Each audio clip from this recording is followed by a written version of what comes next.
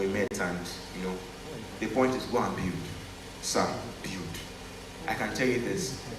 One of the intricacies of building is when you build, your friends will change. Except if they are building too.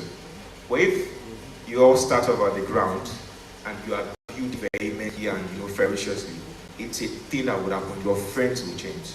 And it's not your fault. Not everybody might meet up your standards. Right? Second question, you have friends that they are not helping you. Please, sir. You're about to say that or 20, I don't know. 20 friends cannot be friends for 20 years. The truth is, you have to find your people. You have to find your people. And by finding your people is you launching yourself out there. As a person, when we see you, there should be a picture that comes to mind. I work on campus and I see people meet up with me and they say, oh, you look familiar. I've seen you somewhere. And I say, holding a mic. They said, yes. That is my identity, speaking. So as a person, you should not be brandless. You should be known for something. And one thing that will do, it will attract people of like minds to you. It will just attract them. It will attract them. I have friends that I see what they are doing, I am motivated. I feel like I'm playing with my life. Like, I have friends that make me feel small. I hope you get what I'm saying, sir. If you are in a community now and you are the best amongst them, you are in the wrong community. You are doing the best, you are the best. You are in the wrong community. So please, build yourself. Anything you want to do, launch out. And I would say this as a brother. Your university days will be the best days to do anything you want to do. Believe me. Those are the days you have access to people, access to resources, access to everything you can find. You want to start content. It can be your church media head. My brother, I don't have money for camera yet. Please, can you borrow me your phone? Let me just be shooting, even if it's 1 hour in a week, please. If you want to build, you cannot be shameful. Oh, the man is this. Do you get what I'm saying, sir? So build something worthwhile. People will come. The community will come. Those are not able to fit in, but eventually they will snap out of it. Do you get what I'm saying? And the thing is, you cannot. I say this too.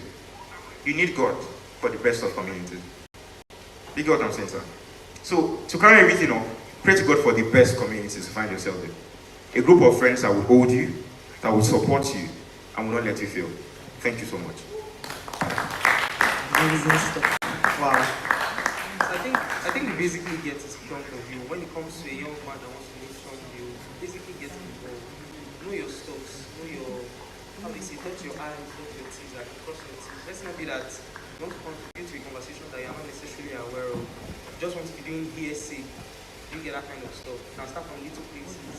That's what always want to be. I always tell people for them. Get your PVCs. Do just all these things that you can do. That your department election that you don't want to. It all starts from there. That little thing. That's how you nation build. That's how you advocate your own voices too. Can we give you another round? Amazing work. Amazing work. So, party conference. Party conference. What is it? Sorry. What is it? Sorry. Okay, say what Men on assignment. Thank you. Can we give him a round of applause? Can we give him a round of applause? So, when we leave here, we have to be men on assignment. They must know that we have come, we have left, and we have parted. Does it make sense? About me clock here. A clock. Okay. It's fair. Okay, so basically, we are going to be calling up somebody. Is the arts guy. He's just going to give us one or two things, teach us about. It's a relationship coach, basically. Because I mean, now when we say relationship, don't just think romantic, although that's also important. But like, he's going to just speak to us for a few minutes, just educate us a bit, and basically enlighten us. So, with a show of hands, can we just welcome him? Can we welcome him? Thank you very much. Thank you very, very much. Don't be shy, don't worry. Also, you have to talk about relationships, part of our lives. She was the one before. Alright, thank you so much for the She was opportunity. the one before. Good afternoon, everybody. Please, can we clap for Mr. David for the opportunity given to me to speak at his event and to speak. I can't let you speak as you're good to see everyone here. All right, so briefly, my name is Peace Idowu Eladu, and I am the founder of the Love Q community, where we talk about relationship and all things that has to do with human communication and connection. So human interaction, basically, right? And I've been privileged by Mr. David to speak concerning relationship and also to introduce one of our products that we sell out to people in order to improve your interaction with their particularly romantic partner. This is for people in a relationship. But basically what I just want to talk about is a man, culture, and vision, right? We understand the fact that, sorry about my voice, right? So we understand the fact that an individual, we are people built, or we are people with visions, right? And when God created, when God created man, He created man with a vision of building a family, right? The main existence of man is to build a family. Why God created you is just to have family on earth. And God is the responsibility of man to be the head of family. He places him he places on man the responsibility to be the head of the family. And being the head of family, ruling a family, ruling people is not a minor job. You being intentional about how you interact with your partner, how you interact with the people around you. Mr. Emmanuel here talks about the importance of relationship, building relationship with people, right? And we've noticed, or we figured out, that a lot of people talk, but they don't communicate, right? The fact that you know how to talk, that you are communicating effectively. There's something called effective communication. That is to say, what you make out of what you say to people.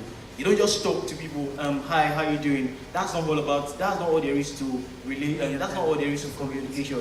It has to be how you communicate, what you communicate, and response you, but when you communicate, right? So a lot of people just gloss over communication without actually paying attention to how to actually communicate. And that's one of the major things we do at the Lucky community. We teach people how to communicate better, how to interact with people and make the most of their relationships, spend time with their family and their relationship partner, just to spend time together, right? Quality time. We understand that part of the love languages is quality time. And you cannot have a quality time with someone you're in a relationship or with a friend without actually communicating effectively. So I said I want to talk about man, vision, and purpose. So as a man, we have vision of what we want to become. Oh, I want to become the richest man on earth. I want to be this, I want to be that. And we also know the practice that that we as individuals also take up is that at the start of every invention, or at the start of every year, we have a vision board. Okay, this is what I want to do before the end of the year. Right? Okay, maybe I want to build muscles. I want to burn belly fats. I want to write a book. I want to be in a relationship. I want to start a business. Right? Those visions are very, very good. However, we understand that vision alone cannot establish itself. You can have a vision board as clear, as beautiful as it is. But if you don't have the culture that enables the fulfillment of that vision will remain on that board without any impact. Right? This is mission-minded man. Right? You can be on a mission, or let's say we can have a mission. Okay, maybe I want to reach out to 10,000 people before the end of the year. Right? But if you don't have the how to reach out to these people, you will just have it as a vision. You just have it as a mission without the execution. So there's a vision, there's a mission, and there must also be the execution. So culture talks about how we actually carry out the things that we carry out. So when man is the culture of the family. You as a man sitting here are the culture of the family. What do you then start? How you build. So when people say a man is the culture of the family, it means the man is the one who sets the invisible atmosphere that everybody in the home breathes, right? And this is not just about you setting rules in the family. Oh, don't go there, don't go here. It's about you setting the feel in the family, right? Do you want to build a family that everywhere is hot, that people don't just talk to each other? How do you want your family to be begins with you. if you want to build a family that love is everywhere, that people are free with each other, your wife can talk to you anytime, your children can meet up with you, daddy, daddy, daddy, daddy, and interact with you as lovingly as they could, right? It starts with you. So man is the culture of the family. So culture talks about the standard you set in a home, and it talks about what is tolerated and what is not. It talks about the emotional tone you set in the family. We understand that men, grown-ups, a lot of fathers these days, they speak harshly to their children, and little did they know that the little ones learn a lot from things they see and things they do not see. Or let's say, not just things they see actually, but maybe things they hear. And while growing up, they will pick up that habits, they'll pick up that characteristics, and in turn replicate the same thing even more worse than you did, right? Or even more greater than you did. So as a family, as a father, or as a man, you must build yourself to the point whereby people can learn from you, whereby people can emulate your characteristics, your attitude, your habits, without failing in the world actually. Because how people will impact the world, how our children are going to impact the world, begins with us as fathers, right? We are the one who sets the tone in the family, how we want the kind of atmosphere, the feel we want in the house. It begins with us, right? And we must also understand one very important thing as I leave here is that a house built on vision can be destroyed by culture, right? A house that is built on vision can be destroyed by culture. If you don't learn anything out of everything I've said, don't forget this. Don't ever forget this. A house built on vision can be destroyed by culture. How you build the culture. So vision is what you want to do. Culture is how you want to do what you want to do. So it's like, okay, I want to entrance. That's vision. That's my vision. My vision is to get to that entrance door and leave this hall. But I cannot just jump or teleport. Okay, I have to still walk through this step. Or to decide whether I want to run through this step or I want to take a gentle steps through this step. So how you walk through this step will determine whether you're going to fall or you're going to stand, right? So it's pretty important that we pay attention not just to the vision we have, right, but also the culture we have, right? The culture that we want to, put on in order to achieve the vision that we have, right? Amen and amen. Our us, right? So a house built on vision can be destroyed by culture. How you speak will determine how your children will speak back to people around them. How you treat them will determine how they will also treat people around them. Even your friends. There's one thing I always tell people in my community that you want to have a romantic relationship, right? The way you treat your friends around you, especially the female gender, will be the exact same way you're going to treat your partner. If you don't treat your female friends with respect, you can never, not a cut, you can't treat them with respect as well. Because you feel like, I have females around me now, it's normal, this is just a normal thing. If you are found of eating your partner, eating your friends, just doing play like that, you do the same unintentionally to your partner. It's just an habit that builds up over time, unintentionally. So we as men, we need to be very, very intentional about what we do, how we do what we do, and to whom we do what we do to. Don't just do things anyhow. Your life revolves a lot around what we do. So this is one of our products, like I said. It's called the Space Between Us, and it's for people in a relationship, right? It helps you to, we understand that people can have busy days, busy schedule, and maybe they don't have enough time to interact together. And when they just get back from maybe school, class, or work, they're like, oh, how was your day? And that's all. But this Space Between Us cards, it's a conversation game card. I know maybe a lot of people have been seeing conversation cards online. Like, this helps you to ask several questions, spend quality time together, and it's like a blueprint for you to have a lot of things to build upon in your conversation with your partner. So, and if you want more details about this, I'm going to definitely drop my number with the convener or maybe one of the team members. So we can interact, or preferably I can call out my number. And write it. So in case anyone is interested or you want to know more about our community, there's room to accommodate a lot of people, right? And we'd love to have you in our community as well, just to learn more about relationship and also make the most of the relationship and make impact in the world as a vision, as a vision-minded man and a man that builds his home on the culture of Christ. Thank you so much. So once again, my name is Peace. Thank you very much, Mr. Peace. A round of applause for you, please. Thank you so much. Thank you so much. So I'm going to do something really quick before we welcome our next speaker, because I really want us to start practicing what we are doing. We talked about community, we talked about interaction as men. So I believe that in this room we are quite, to a degree, we are quite like-minded because we wanted to be better than we are. That's why we came here, right?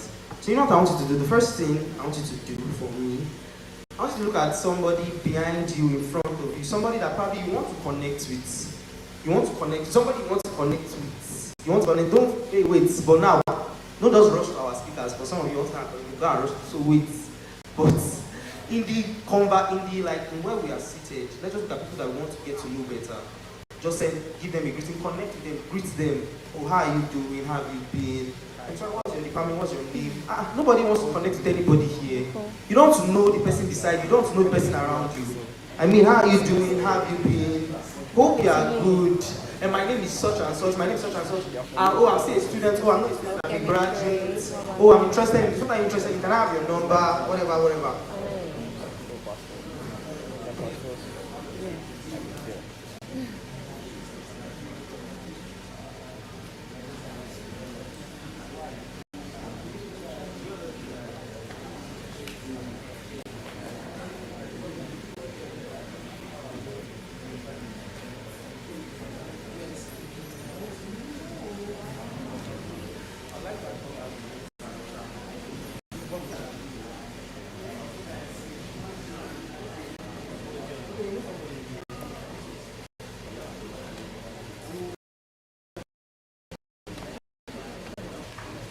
Okay. Hope you have gotten their names, their departments, what they're working on, what do you think? Just get to know the inside of their heads too, like what they are thinking about. Okay. How they plan to make sure you talk about politics, talk about finance, that kind of stuff. Just get to know yourselves. Very nice. Okay. I think I've given us quite enough time to connect. No, I'm not. That's very good. No, like This. Now, for our next activity, we have something else in here, guys. you know. How many of us has gained from this conference? Like, how many of us has gained something? How many of us has gained something? So we're going to gain something because we want more people to gain too. We don't like it that we want it that more people are gaining. You can't be the only ones that are eating of this knowledge, right? Or do you want to be the only ones eating of this knowledge? You don't want your community to be better. They said that as men, we are also like, we are the startups of families, that kind of stuff. So if we become better, families will become better, and at the end of the day, society will become better. So just put out the word there that Parting Conference is live. Put out the word. Probably share the flyer to a group. Don't be shy about it. Why are we always shy about sharing flyers? Are you shy? You share something that you believe in now, Abi. If you have to say it's a thing of steez, I don't talk of my class. I don't talk on my class, but when it's too hard for assignments, you know how to talk, but now you don't talk. Okay, quiet Lord. Quiety, low-key billionaire. Like Pamela said. How did you even say it?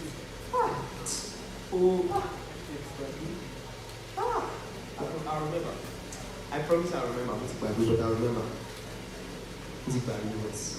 So yes, without further ado, have we shared the flyer? Have we posted it on our status? So without further ado, I'm just going to be welcoming the next speaker. Oh my God, this next man is as I said, all our speakers are powerful. Trust me. All our speakers are men that have built substance, men that have track record. We not bring people that are just for the forum, men that have track record. So our next speaker is going to be no other person than Kore Akara Akiri. Oh, let's give a round of applause first. I know I butchered the name before. Don't worry, I'm trying.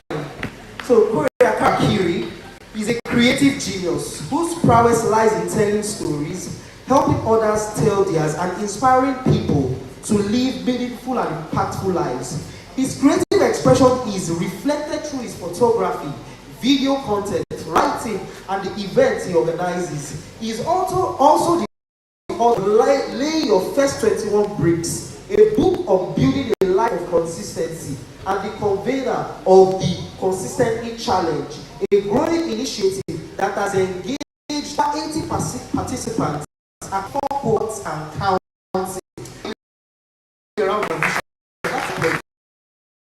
Creativity is deeply passionate about social impact, which he expresses through his work with children in low-income communities, such as those in Tishon Academy.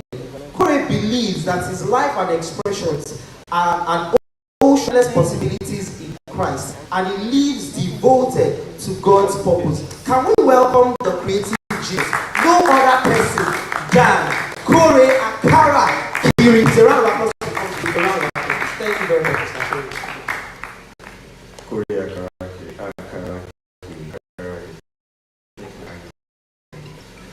Alright, good afternoon, everybody. First of all, I would like to say something. On your journey as a mission-minded man, many things will be important. Many things will be very, very essential. We talk about doggedness, as Emmanuel said. We talk about leadership. We talk about building a culture, as the man that came up before me said. And a couple of other things. But then, in the midst of all of these things, there's something that will always stand out, and that is your consistency. If you're a man of integrity, a man of intelligence, a man of brilliance, caliber, but then people can point to your track record, people can point to you being consistent with what you're doing, you cast. And this is not just about me saying you can last. I mean, there's statistics to prove it. Alright, first of all, I want to appreciate the convener of this event. Please, Ellis, give me a round of applause for Ellis. Thank you for being a man of mission and for bringing us together here to talk. I mean, we already have men come together. And even though we are small, well, I believe that the Bible says that by few or by many, God's purpose will be established. So don't think that, oh, we are many, we are few. No. The next time probably will be an amphitheater in Jesus' name. So I'm going to talk about showing up every time, the power of consistency, when no one is watching. And I won't likely be doing speaking. I'm not an oratory like Emmanuel. I'll just be doing my best. I'll try my best. So, first of all, I'll be talking about the hard reality of probably what you have never really talked about. And that is 10 to 15 statistics, right? Entrepreneurs, the businesses die within the first 10 years. 33 to 40% of the people in Forbes in Nigeria, get degrees for 10 years. And you can think, oh, this is secular. It can't happen in church because the church of God will stand and no gate of hell can stand against it. Sometimes the gate of hell is the person that founded the church or the structure that is built on. So 20 to 30% of independent churches in Nigeria die in the first 10 years. So 5 to 10% of political aspirants will survive 10 years. That's 2.5 million. Sorry, 20 to 30% of churches last 10 years. Not as like last 10 years. So basically, if there's 100 churches, 70 churches in a way die. In quotes. Denominations, these churches die in the first 10 years. So it's not something about spirituality or secularity. It's just the fact that not everybody has the power to stay consistent. So this afternoon, I'm talking as someone that has been a son. I think I'm a man now, and also someone that is raising a son. So I think it's going to cut across a couple of things. So what sets these two persons apart? The thing is, every generation, regardless of the generation from Jesus to now, one thing always sets everybody apart, and that's the person that knows what they're doing and is still on track. Jesus did 3 years, and you can really find a place. Even when he was sleeping, he was on mission. He was on the road. He worked that 3 years like his life depended on it. And he's the Son of God in human flesh. So you are spending 4 years doing you, but then you're always tired. Well, I understand. I was once in your shoes. So we have, let's do church. Jesus, we have this Bishop Oyedepo, Apostle here. I want you can point to is they are consistent. They are consistent. Apostle is actually consistent. Let's do politics. Martin Luther King Jr., Nelson Mandela, Olusegun Obasanjo, Yemi Osinbajo. Consistency. Yemi Osinbajo, in case you think Vice President, he was the Commissioner of Justice in Lagos in 1999. Consistency. King Solomon and Elon Musk. Elon is a consistent man. SpaceX, Tesla, is a consistent man. He means business. Even though sometimes you may not agree with his policies, his way of life, but you can't say that man is not consistent. He doesn't give a damn about you. You do what he wants to do and still, even though you think it's absurd. Because the main thing is absurd. As someone that loves cars, Tesla is quite absurd. Cybertruck is quite absurd. It's just like a box. But then, he's topping the charts. And he's consistent with it. No matter what you want to say, that's your cup of tea. So they all showed up consistently, repeatedly, and relentlessly. I think there's a picture that should be on screen. Hopefully you're able to see it. I use glasses so you can see things. So this first one there, I think I'm like the first person there. That was 2018. I led a team of persons on orphanage outreach. We raised like 30K. I was 17. And this other one, I think I'm still the first person, but I feel so good. On this side. And that was last month. We raised 190K plus in revenue and did a photo session worth 500K. So I'm not talking to you based on grammar. I'm talking to you as someone that has a track record of what they are doing, of what they believe in, of the vision and the mission that they do. So what is consistency? And when people say consistency means doing one thing over time, they start doing one thing, you are doing one thing. And as a man, most times you like to be so engrossed in what we want to do. We don't listen to people because men are so opinionated, they deal with emotions, so you think the women in your life, they don't have sense. Or you think your father, because he's old school, he doesn't know what he's saying. You think your mentor, he's acting too much, he doesn't know what he's saying. You think your friend, I'm a man. I think make my decision myself, you're supposed to tell me what you're supposed to do. Probably you're just a boy.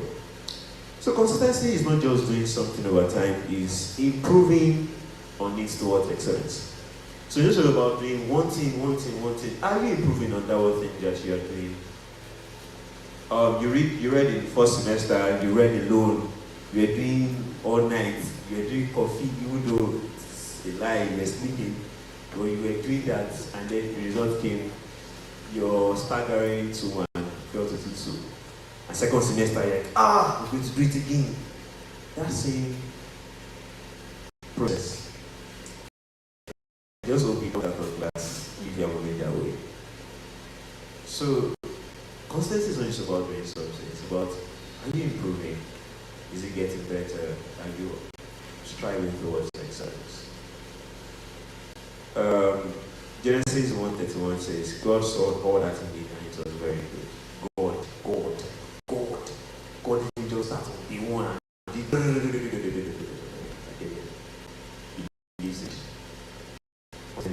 day 1 is something, day 2 is something, day 3 is something, day 6.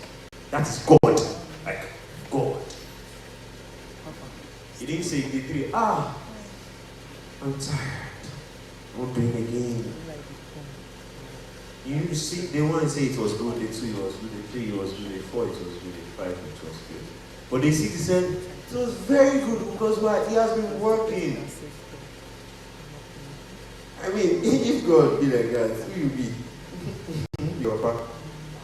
So, is consistency powerful? Because he said the power of consistency. Is it powerful? No. And at the same time, yes. Because, as I said, if you have been rigid in your approach to life, your consistency will work against you. Because at the end of the day, you are going to be a chief failure. Because why? You are being rigid on your own way.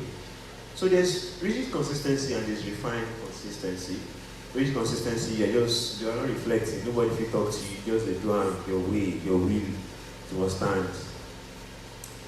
And there's a refined one, the one that wants all of us in the room to come together and embrace. The one that you're making actions and you're listening, there's honest evaluation. I mean, the church at the CCI, Apostle is not the CEO, and that in a way gives a sense of structure. You know that there's some honest evaluation. There are people who listen to. Doing and improving towards the standard, and I think your standard will be dictated by yourself alone. You shouldn't be the one dictating your standard. There should be people, I mean, he said it, you shouldn't be the leader in everywhere you are. Should be people that put like with a setting of standards that you are driving towards. A photographer and the person that in a way I want to like, how are you doing so much crazy work? It's not only Andy. I mean, for someone that worked with the governor of Oyo State, he was the photographer for Oshibanjo, photographer for Adesina, AFDB, and right now working with World Bank. That's my standard. So if you are seeing me walk crazily into the night, I have a standard and it is high, it's crazy, it's wild. My fellow photographer that were the same, there is no other standard. Only walk. With that, I'll just be doing the standard.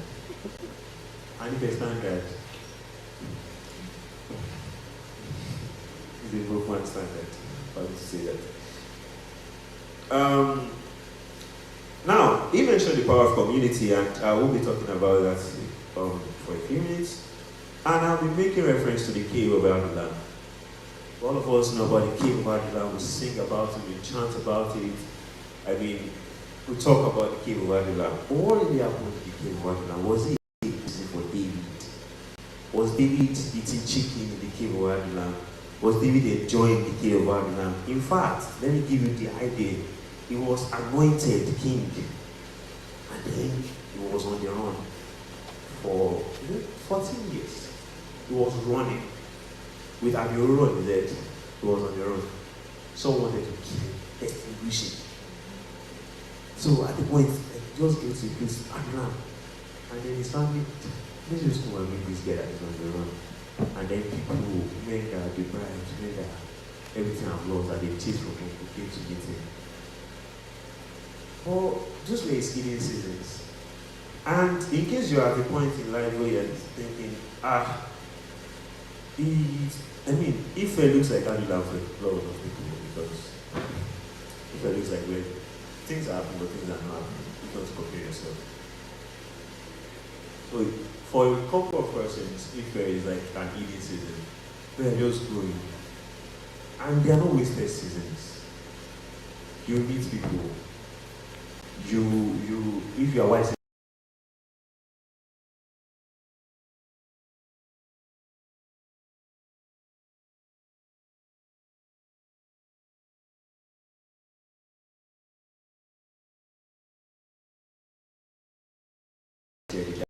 you're laughing. But then at the point, at that point, David that man was dealing with real people, real situations, and didn't even know. I mean, how many of us are in this room? And it's hard to even bring us here. Talk more of many before us. But then, they're not wasted seasons. I'm not saying the spotlight reveals what the shadow built. What he built in the forest came to prove when he was in that cave, when he was in that place where he was living with men that people have chased away from home. I mean, when there was a raid and they took their wives and all of that. I mean, the fact that when he was in the forest with the animals, he was resting for him to ask God, what should I do? Assuming he was running on vibes when he was in the forest, he was running away from those wild animals. When they came to raid him, he would have run away as well, or probably be crying as well as the servants. But then there was a backup. So it was easy to know what he was standing on when issues happened in the cave of Adulam, because why he was building, was in the forest. And thirdly, your sin hour determines the sin outcomes. Those things you are doing when nobody is seeing you is always determining what people will see. Probably you'll be sleeping, when you come on stage, people will see that this person was not serious with you. it's good to have spotlights, it's good to be on the stage, but it's very dangerous because it shows if you were ever prepared. Apostle Emmanuel was preaching in the Kotu Ige, like was preaching to thousands of people. But right now in Acme Road, is he not speaking to thousands of people? I mean, I saw a video, the first video that I announced, Life Triumphant Church, it was 19 likes, and I'm very sure it was PL, and the people were hanging out, just they just like it. Well, now he has 1.2 million followers on IG. He was a lazy man then, it was so obvious that, this guy, just abusing me. When they use ministry cover up. But in the same speak, someone says, God, this one guy is so charismatic. That's apostle. Yeah, it was not, it's not a flick. It's not something that is pummeled on. He was building. Consistent. Also about, I think the next slide should be about challenge, or I don't know. And that's more like a community. I mean, you mentioned the power of community. When they mentioned constant challenge. So we're having some June, 30 days especially for people that are doing content creation, people that want to start out building a life of consistency, building a brand for themselves. If you are someone that will be wondering how you will start a brand, you're welcome. So I'll go back to that, but let's move to the next slide. How to build when no one is watching. Building when no one is watching is hard because we as humans, we like the applause. We like people seeing us. We like the many likes, the many views. So when it's good as if you're the only one doing it, it becomes boring. And nobody wants to deal with that boredom. But then you can't grow in life without boredom. Boredom is part of life. It's part of the structure that life happens. I mean, many times Jesus was with just 3 persons. So I think everybody has experienced boredom in life. So one, know your why. Why are you even doing what you want to do? What is the purpose of what you are doing? Because the thing is, if you don't know the reason why you want to do something, it's easy for you to just chicken out. For example, this morning you woke up and realized that it was clouds.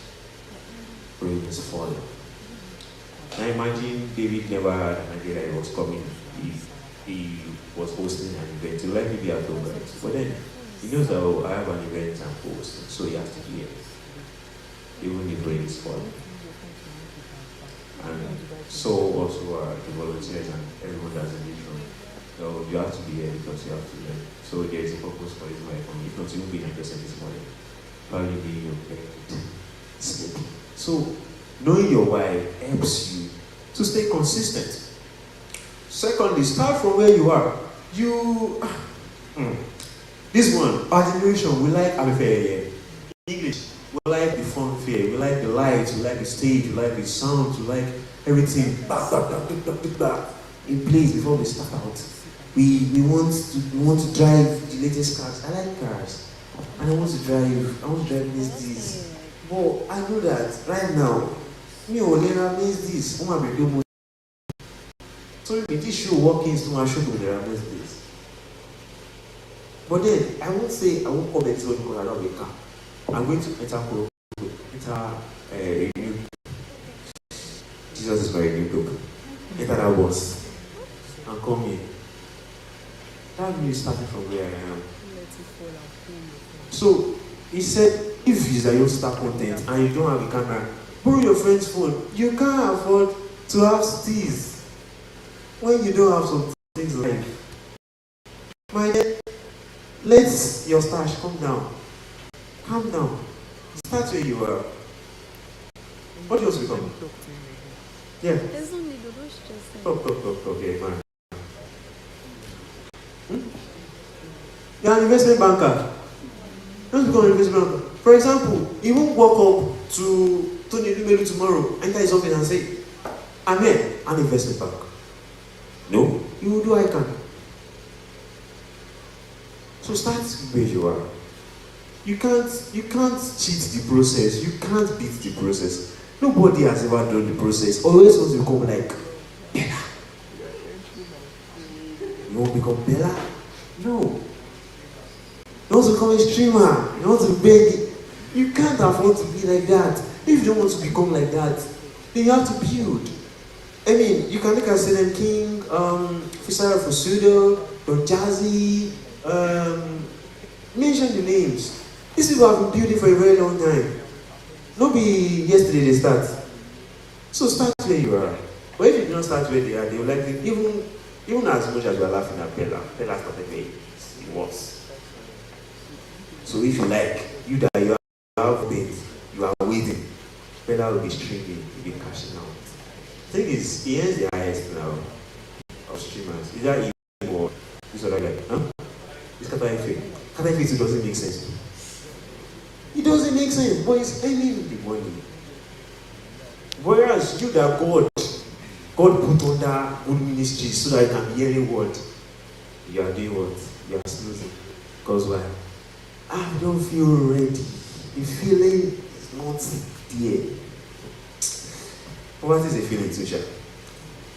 And the Bible says poverty will come upon you like a bandit. I doubt if anyone wants poverty to come to stomp on everybody. So first, strive for excellence. I am never a person that pushes for be consistent. Keep doing it. Keep pushing. Aspire to Maguire. I strongly believe that even if you are pushing, strive for excellence. You fail, pick up again. What's the better way to do this? Listen to people, talk to people, read books, read books, read books. 30 seconds content will not save your future.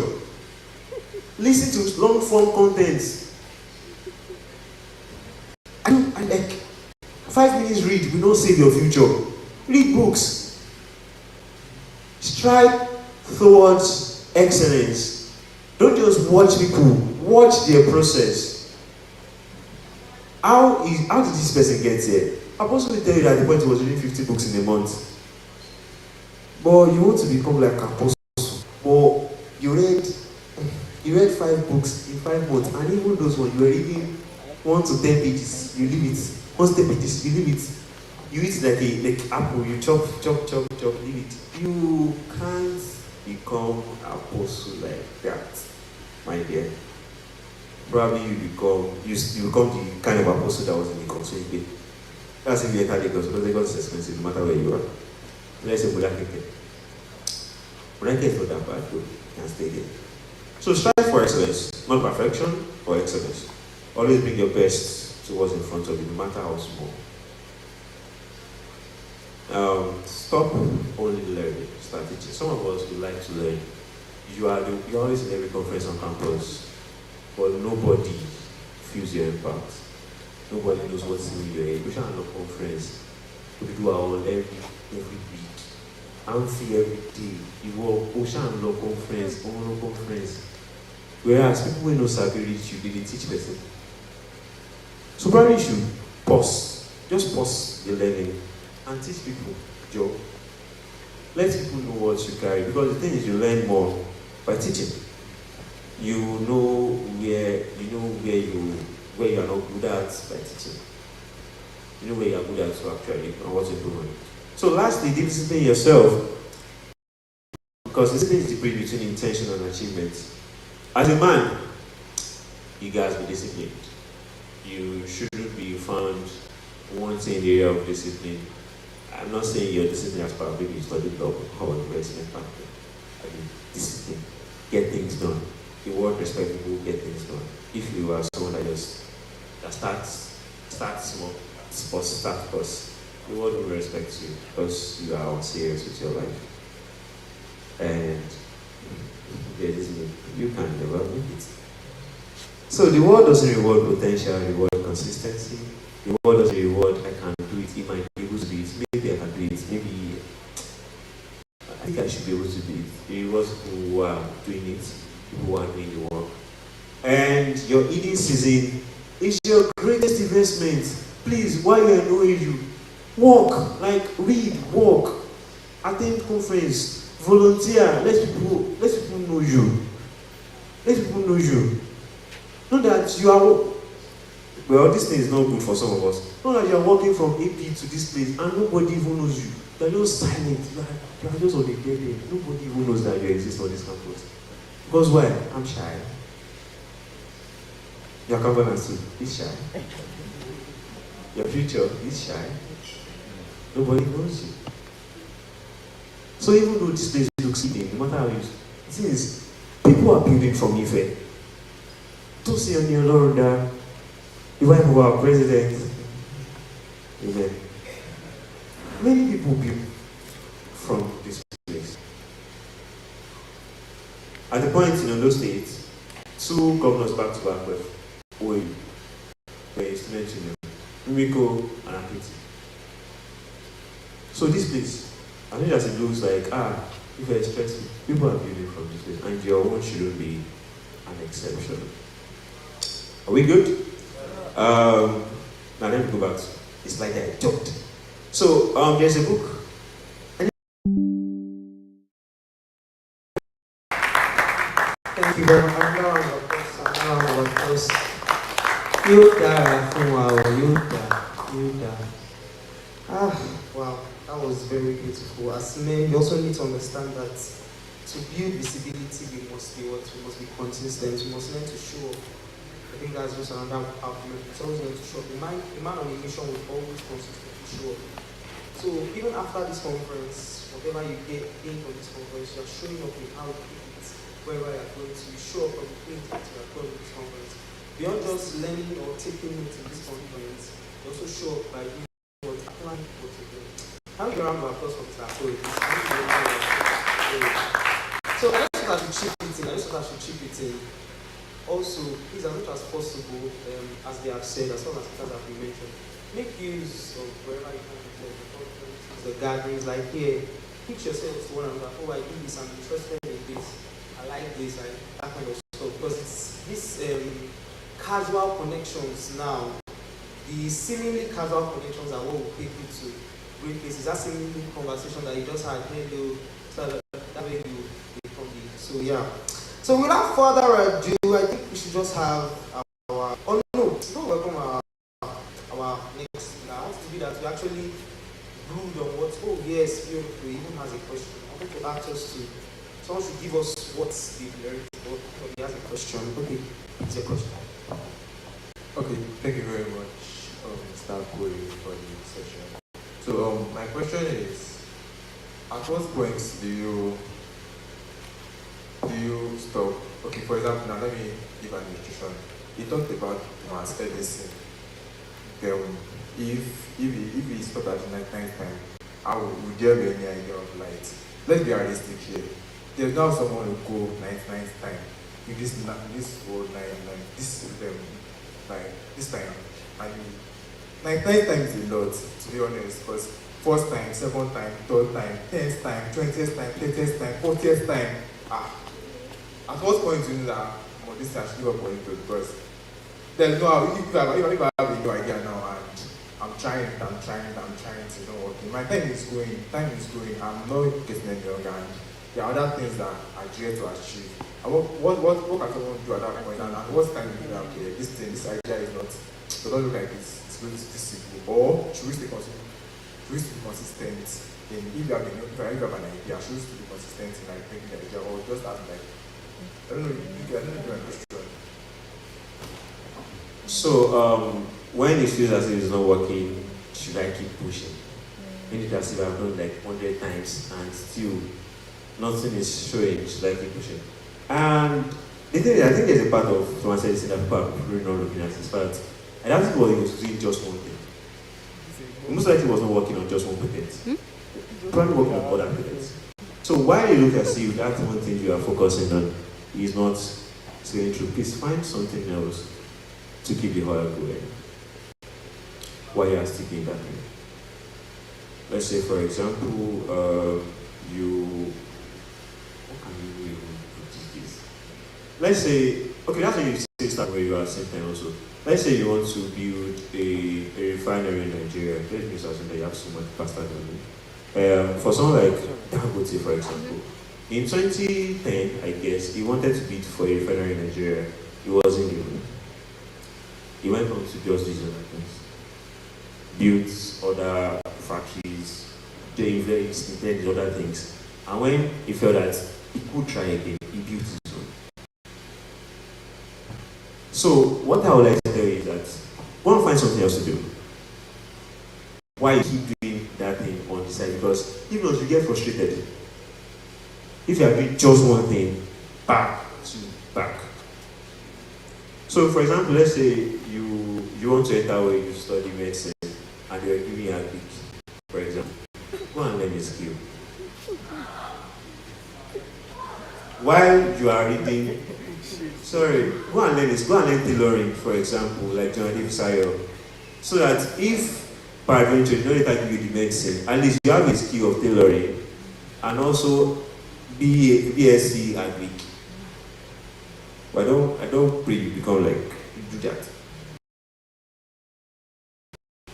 You now still feel like you still want to study medicine. It will be easier because you are doing it from a clear mind, not from a place of pressure. But if you are staying at home for 8 years waiting for medicine, you will be pressured. She gets. Does that answer your question at least? God bless you. Very much. Thank you very much. So I just want to quickly expound on the fact that before Dangote brought out this refinery stuff was not the last idea he brought out. The other ideas that come into how like the sugar aspects. He had thought about even a refinery before that. Do you get what I'm saying? So the point was because of the refinery was working out, so he had to move on to the next thing. I don't know if that makes sense. So I feel like, so the thing is, but now we now see that at the end of the day, the refinery still because of the belief in. Okay, let's not do so much of this. Let's see. We're going to come back.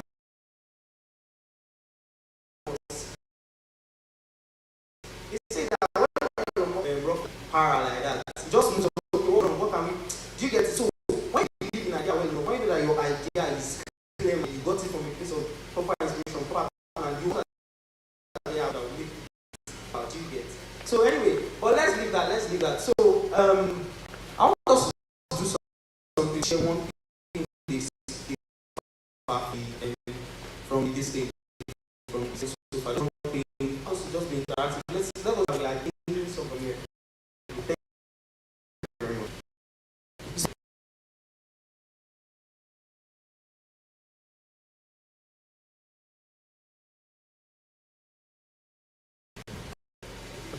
Thanks so much for the amazing session.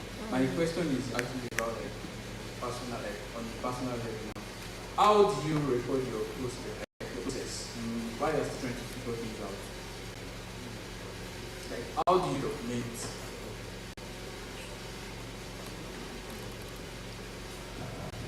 Thank you. The process, even when you figure it out, the process is always messy.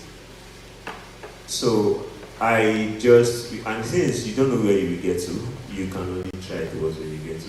So no matter how ghetto like the process is, document it. Even when Amen.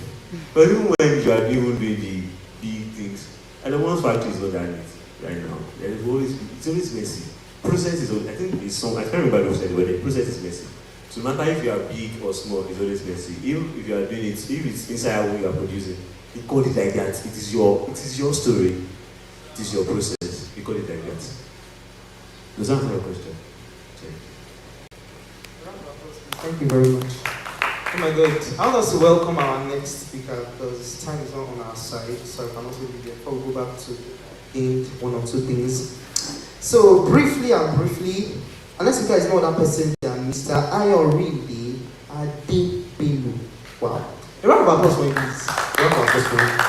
So I'm going to be reading out his bio to basically let us know about him and what he has for us today. Mr. Ayorinde Bello is a public health enthusiast, entrepreneur, and seasoned leader with over 2 decades of experience in youth development, government and community engagement, communications, public relations, event management, program curation, project execution, talent management, and business strategy. Oh, that was a lot.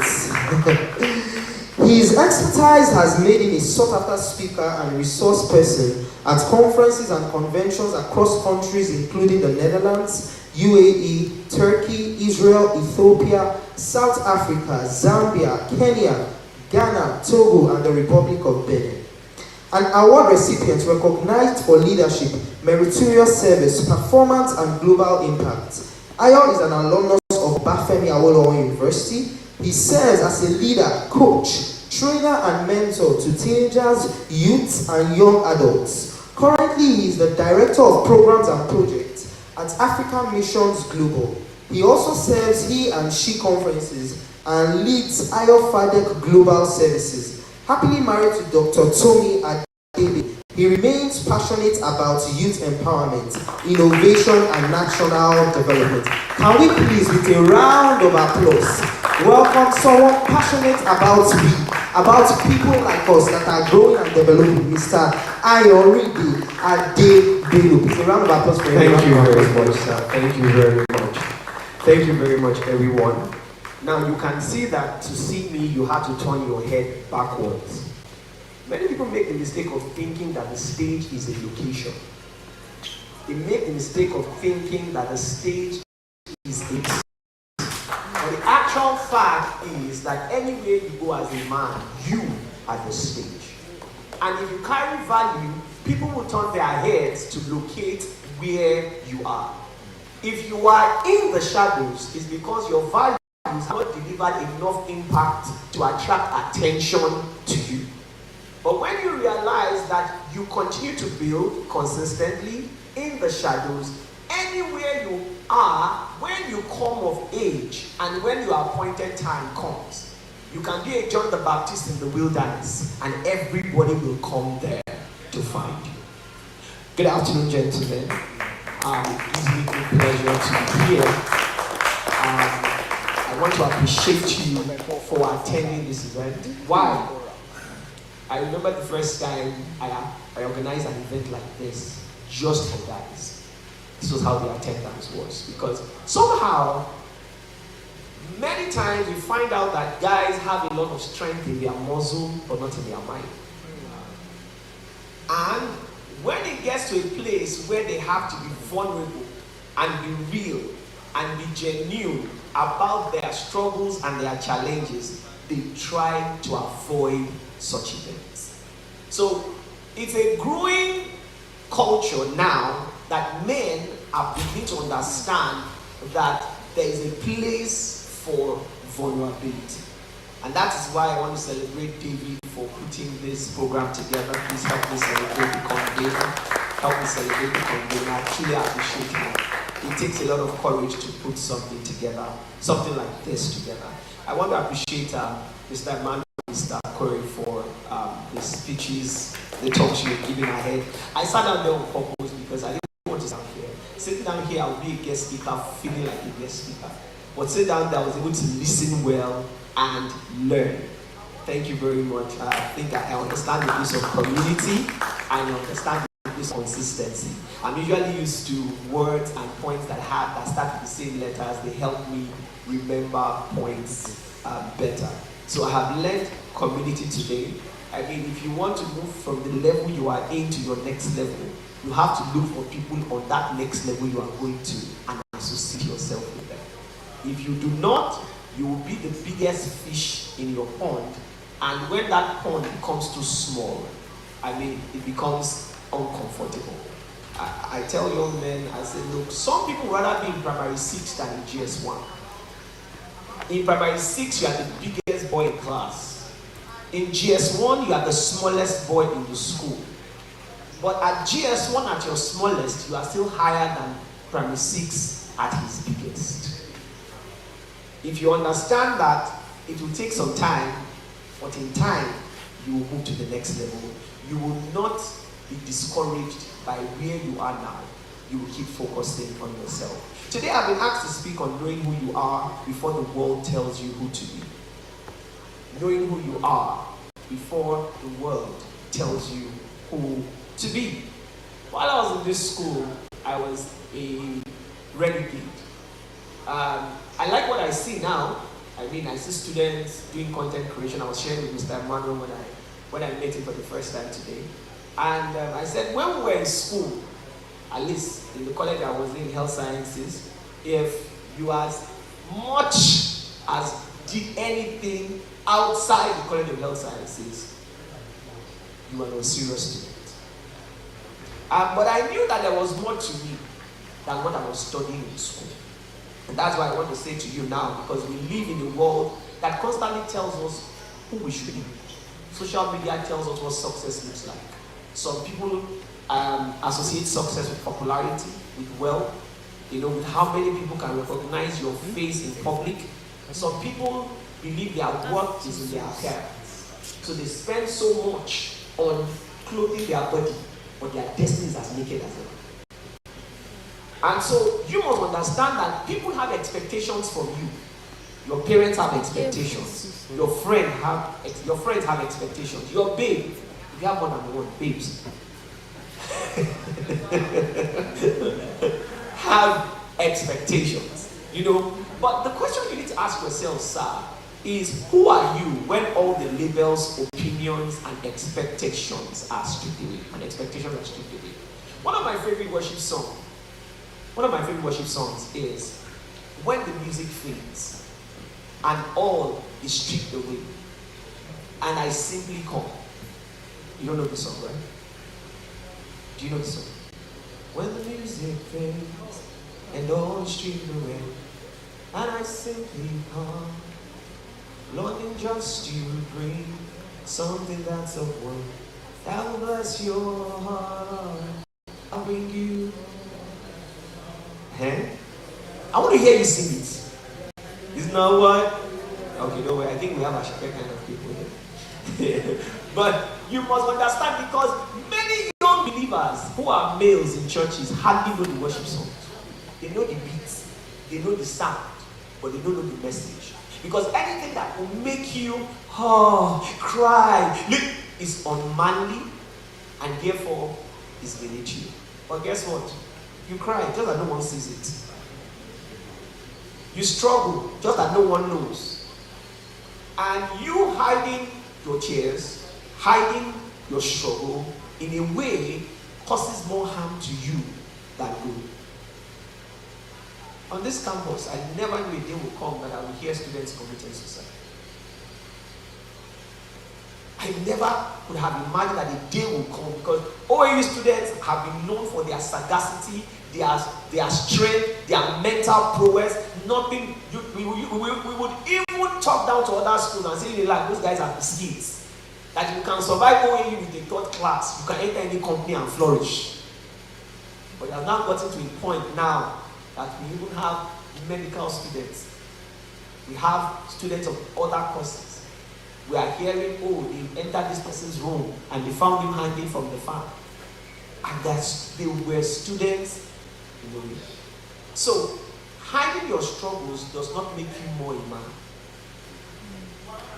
Hiding your tears does not make you look stronger. Because when it matters most, when you need help, you may not be able to get it. Why? You have created a false personality. So people look at you and think, you are all that. You have it all together. Whereas you are drowning. Many people build their identity on temporary things. Your academic success, your career achievements, your physical appearance, your popularity, your social media validation, and even your relationships. Some of you right now have a girl in your life that should not be there. Just because you don't want to be left out. You don't get big. You don't get big. You don't get, I be gay, I must get big. And now you have a babe that is making a mockery of your life. You see her calls, your mind is already confused.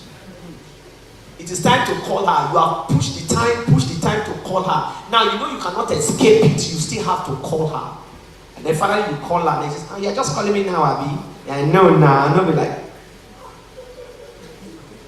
all of a sudden, you, the eloquent one, has become a stammer. So, your identity must be rooted in something deeper and more lasting. Why? Because these things, some of these things I mentioned, your relationships, your social media validation, your family validation, your career achievements, they can change. And if your identity depends on any of them, you will lose yourself when circumstances change. That is it. If you identify yourself as a man based on how much you have in your pocket, what happens the day your bank account looks like the frequency of a radio station? 89.7. If it is money that makes you, then it means that the day you don't have money, that day you are no longer a man. So you must root your identity on the things that last. And that's why I love the scripture. I'm glad that there are a number of believers here. If you're not a believer here today, you are just a religious boy, but you don't have a relationship with Christ. You had better answer the altar call today. Because even Jesus said, set your affection on things above and not on things here. Because here, things will pass away. Nothing remains permanent here. Everything is ephemeral and temporal. Why does your identity matter? Why am I particular about your identity today? Because your identity influences, number one, how you think. And look at all of you now, looking handsome, looking good. Everybody's looking fine. I did a bit of psychology also here in OAU. And one of the questions I ask is, at what age does a boy begin to realize his identity? What do I mean? When you were 1 year old to 5 years old, they used to bath for you. But somewhere along the age of 7, the moment your mom tried to walk into the bedroom while you were taking your bath, you covered yourself up. Where did that realization? When did that realization? And how did that realization come in? You are sitting down here looking posh. Some of you used to roll tire under the rain with pants. When you were young, you may not look like it now. But at what point did you realize that it was beneath you to wear just your pants? Even these days, some boys not beneath them. Because when they start, there are 2 cakes outside. Sometimes I wonder.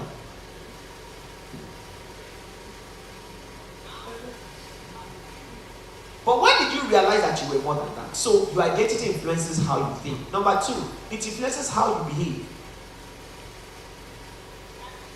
It influences how you behave. And a time becomes you realize that I need to present myself as more mature. I cannot dress the way I used to. Some of us, when we were teenagers, passed through that age, that season, that phase, where you will tell your mom, don't go and buy clothes for me, give me the money, let me go and buy it myself. Because all of a sudden you realize that what your mother thought was good for you is not what you think is good for you. Your mother says, can't you see you are looking fine in it, but you don't want any girl to find you there. Or maybe you have been around where you followed your mother to an event, or your parents were like, is that not Emmanuel? Emmanuel, you don't know this person before. The last time I saw you were wearing just snap panties, you were just wearing diapers. Oh my God, and her daughter is beside her. And this man looking good in suit, wearing the crest of as a doctor. And they reduced the doctor to wearing diapers when they saw him as 30 years. Some of you have older sisters who, as you are growing up, they try to want to reduce your mouth and say, shut up, he's our last born, no, he's my younger brother. Have you noticed that when they introduce you as younger brother, you don't really want you still your younger brother? So, how you behave, your identity influences the choices you make. There are too many people today who have made mistakes because they had the wrong identity about themselves. Now you can go 7 rounds with her, but you don't have up to 7 pounds in your account.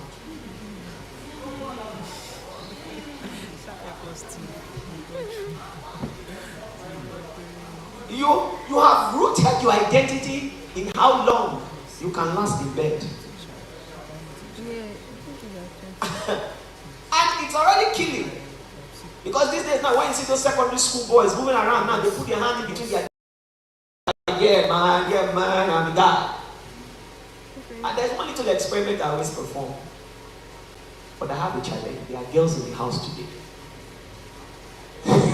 So she leave or what? There's one sitting down at my 45-degree to my left here. We apologize. We thank you for supporting us this far. But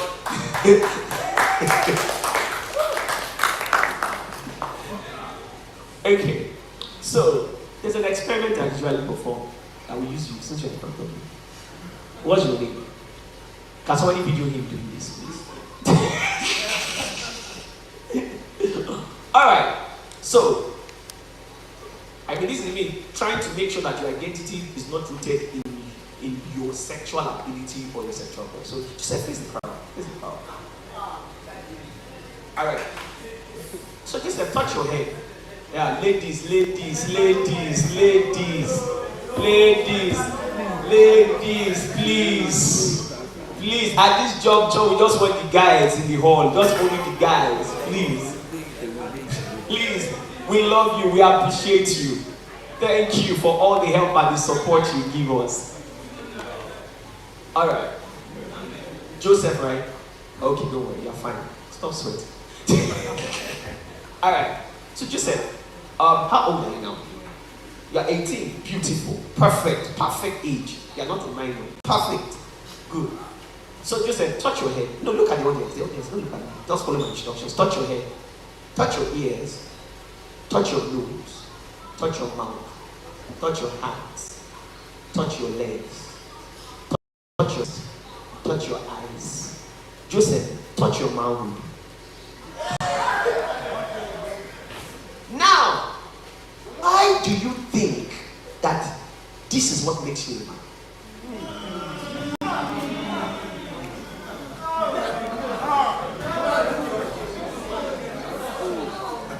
Why do you think that this is what makes you a man? Because if this is what makes you a man, then when horses are talking, you should shut up.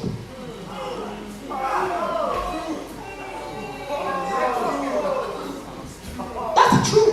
When donkeys are talking, you should keep quiet. Because on the range scale, no matter how many centimeters or inches yours is, if I compare it to that of a horse, your own will be extra small. So if it's what you use to qualify yourself as a man, your identity is mistaken. Why? Thank you, sir. Because this just makes you a male animal. Because this thing that you glorify, a dog has it. A donkey has it. A lion has it. Every animal, every mammal you can think of has it. So if this is what you use to qualify your manhood, sir, this does not make you a man. It makes you a male animal. Now, how you are able to rise above the animalistic tendency is this. That's why the Bible says, as a man,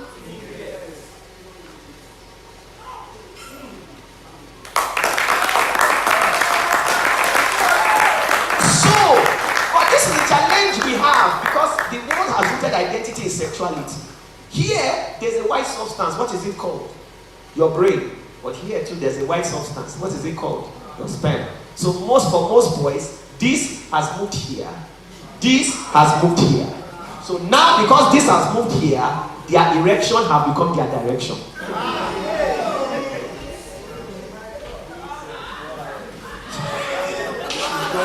No, did Joseph survive? He didn't fall for Potiphar's wife.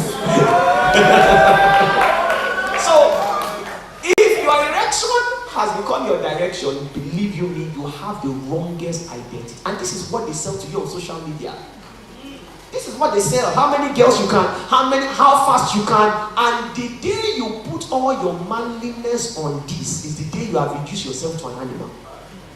Can we appreciate you?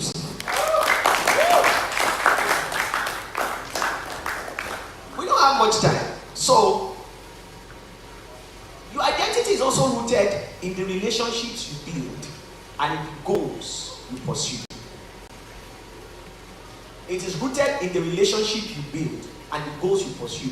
Who is your role model? I didn't say who is your mentor. Who do you see and you like? What you like is a reflection of who you are. So if you find out that the kind of music you listen to, the kind of guys you have on your phone, the kind of people you follow on social media, or you follow their sayings, or you follow their teachings, is a reflection of who you are on the inside. Now, do you know that there is a you everybody knows? How do I explain this? I don't have much time. Sir, please come. What's your name, sir? Oh, really? Good. Now, what I called Emmanuel, right? I said, sir, please come. I am sure that Emmanuel said, what am I going to do now? That thought crossed your mind, right? It did. Now, there's an Emmanuel you saw that didn't say anything. But there's an Emmanuel in him that said something. When Emmanuel was young and his mother knocked his head and he was not happy, he wanted to say something, but he knew that if he said it, he would be reading his obituary next. So, instead of saying it with his mouth, he said it in his mind. You know, there are things you have said in your mind that you dare not say with your mouth. Why? There is you, this you. But there is a you in you that nobody can see except you. The you everybody sees is the cool you, is the vibrant you, is the masculine you, is the confident you. But there is a you in you that gets scared that nobody sees except you. And those who you allow to see it. Thank you. So the kind of your thoughts make up who you are and the goals that you pursue. A person who knows who they are is less likely to be controlled by pressure, criticism, or trends. If you're always wanting people to say nice things about you, you want to look good, you want everybody to be your friend, believe you me, you'll be everybody's errand boy. Somebody getting me here? Good. So now, the world always attempts to define us. I explained that earlier. Family expectations. You must marry at 25. You must graduate at 24. And when your mates have graduated, what are you still doing? Yes, family expectation. What level are you now, sir? You are your 200 level. But you know they are calling your mother your doctor already. You see, I'm about 4 MBs or 5, a lot. But right now, she is the mother of the doctor. No, she's not here the way you're suffering what you are suffering. But she's out there claiming the glory of being the mother of the doctor.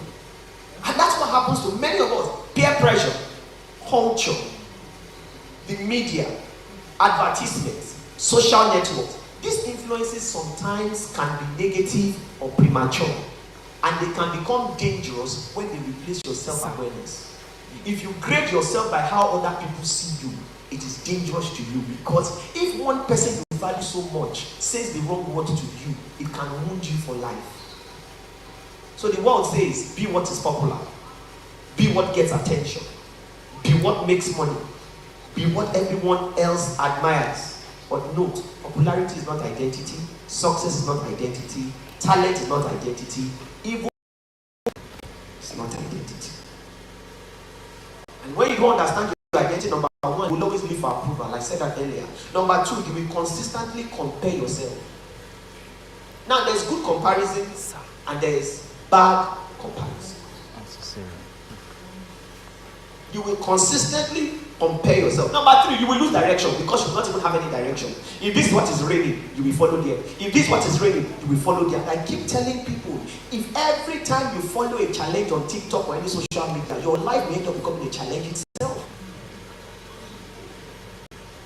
That is it. If you always follow what is trending, you will never trend. The people who set the trends are who do what no one else has done. And everybody tries to copy them. So if you hop on every trend, you will always be a follower. You will never be a trailblazer. And then number four, compromise their values. Joseph understood this. Potiphar said, lie down with me. If Joseph were away, maybe he would have said, what if God catches us? But Joseph said, I will not do this and sin against my God. He knew where his identity was rooted. So how do you discover your identity quickly? Number one, know your values. Know your values. Ask yourself, what do I stand for? And this is not about religion.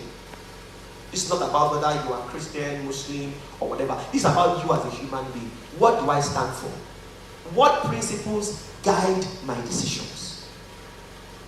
Today, you will come. While I was in school, you will see people in white wall there praying, and they are not that they will catch and they carry the explain to the home. This guy was praying at white wall just last night. Now, so was he praying that they should not catch him? What principles guide your decisions, and what kind of person do you want to become? Because your values serve as an internal compass. They guide. There are some things you don't want to do. The moment your heart pricks you, your conscience pricks you in a way, you know that this is against my identity. Number two, to know your identity, you must understand your strengths and your weaknesses. Self-awareness is not about pretending to be perfect. You must know your strengths and your weaknesses. It is about honestly recognizing by yourself, what do I do well? That's number one. What do I do well? Now, I am brilliant. I've always known that. Academically, I'm sound. But I always known also from when I was 10 that once I stood in front of people to speak, whether they were older or younger than me, they always stood to listen. I knew that there was something about me when I speak from the moment I was 10. I'm not speaking grammar. At least I'm not speaking any grammar that you don't understand now. But there was a way I could look at an audience. I don't know how, but I could already sense what my audience was thinking. And the moment I speak, it will be like as if I lit a match to gas. So they will say, yes, you hit the point. But I was a very shy guy. This guy used to be very timid. And I realized I needed to work on myself. So what are the unique gifts and talents that you possess? That's how you begin to understand your strengths and your weaknesses. What are the unique gifts and talents you possess? I did mention skills, because a skill is when you have discovered your talent and you have worked on it so well that it's now becoming so good that take it anywhere from Ife to Lagos to London, it stands the test of time. What are your gifts? Write this down. Because you might not have that time today. But sit down and look at yourself. I tell young men, every morning, if you live alone in your house, or you have a room to yourself, when you are done taking your bath, before you clean yourself, just stand in front of the mirror naked with the water dripping over your body. Look at yourself. Some of you are skinny, some of you are bulky, some of you are short, some of you are this or you are very hairy. There are some things about yourself that you wish you could change. For me, it was my head. If they wanted to abuse me in secondary school, I very sharp with my mouth. When you look at it, you remember, Jesus. That thing would move my spirit, my soul, and my body. So I had to learn to accept it. When I'm now in a decent context with anybody, I'm like, Shebi na my head, you want, Shebi na Gorima Pana, now only my head, you bad, you don't bad my brain like you. So my club, I have already accepted it. I can't change it. Know what you cannot change about yourself. That's when I see young men bleaching, applying. I'm not saying skin routine. No, skin routine is good for every guy. But when you used to be black, now was black but not yellow. And it's not like as if you have vitiligo or naturally. Do you get what I'm saying? So you must understand your strengths and your weakness. Number 3, you must reflect regularly. Spend time thinking about your experiences and your decisions and your goals. When I say so, after I'm done today and I get back home, I will sit down and I will play today in my head. Ayo, what could you have done better? What did you say that you exaggerated? What did you say that you did not emphasize enough? Always learn to reflect on yourself and your thoughts and your words. Number 4, this one is very important. Define your purpose. Define your purpose. I don't just go anywhere I'm invited. I look at what you are doing there. Does it align with my goals? Does it align with what I believe in? I don't care whether the crowd is large or small. I'm looking at what is the purpose of this event. What impact do I want to make? What contribution can I bring to the table? So whenever I'm involved in anything, I need to understand, why am I here? What am I doing here? Sir, we know you're a good drummer, but the choir already has 4 drummers. 4. and you are sitting down there waiting for one offering of 5 minutes that they will just make I to show my sanitation. Go to where your contribution can be felt. Don't just stand on a waiting list and then there are 4 people that go to the church before you and you are praying for the day that they will graduate or they will relocate. Meanwhile, there are other things you could do that could bring value to the body. I know I'm speaking some people's mind. And then number 5, choose your influences carefully. The voices you listen to will consistently influence the person you are going to become. Surround yourself with people who will encourage your growth, your development, your advancement, who will speak to you with both wisdom and authenticity. That they will not flatter you, they will not fan your ego. They will say, guys, sit down there, you don't mess up. That no matter how big you are on the outside, no matter how popular you become, no matter how well they know your face, that when you enter into the room and then they lock the doors, okay, they don't lock the door. Okay, what was that nonsense you were saying? That can be real with you. Some of you are in a lot of problems because the moment someone confronts you with the truth, you dodge, you run. Those who are truly going to be your friends are people who make you uncomfortable once in a while. So how do you know you have a healthy identity? Number 1, you know your values. You know what you cannot do. You know what you can do. Number 2, you accept yourself while you are still improving. And when you see someone who is better than you, you genuinely appreciate them. And if you have the time, you sit down with them to learn. I don't just want to be the first. When I was in secondary school, different arms. GS1A to DE, like that. And then GS1, first, they will give all the classes first, all the first position in each class. GS1 in A, we have 90% first. But the first in GS1D had 65%. If I brought the 65% to GS1A, he will come 35th. But because he came first, he puts his hand in his pocket and says, I came first in my class. That you are first in your class does not mean you are first in life. So you must be sure that you know where it matters. Do not always depend entirely on external validation, what people say. Listen to criticisms, learn from them, but don't let your identity be rooted in them. Respect others, I said that earlier, without losing your individuality. When you see people who are better than you, respect them. And then make your choices based on what you are convinced about, not about what you are pressured into. Nobody can force you to do anything you don't want to do. Let your decisions be aligned with your convictions. Remember, your identity is not determined by your mistakes. It's not determined by the opinions of other people. It's not determined by your social status. It's not determined by the number of likes or followers you have on any social media platform. And it's not determined by any success or failure. The most fulfilled people in life are those who understand that they are and that they live authentically. When you know who you are, the world may influence you, but the world cannot define you. As I close, remember that the world has various expectations of you. The question you need to ask is, what expectation do I have of myself? What expectation do I have of myself? Because when you truly know who you are, you will understand something. You will gain something that trends, opinions, and circumstances can never take away. A strong sense of self. Gentlemen, if you're always after the positive things people say to your posts on social media, what will happen to you the day some people turn against you? What will happen to you the day maybe a misinformation about you is put out there, and the same people who don't know the whole story, who don't know the whole matter, then they praised you before, they come back and start calling you different kind of names. What will happen to you that day besides you breakfast? You must not be defined by anything external. You must be defined by God, who and what He has called you to be. And you must be defined by your convictions and your values. So I hope that with these 3 points of mine, I have been able to convince you and not convince you that you are the true determinant of your identity. Thank you, God bless you. Very much, sir.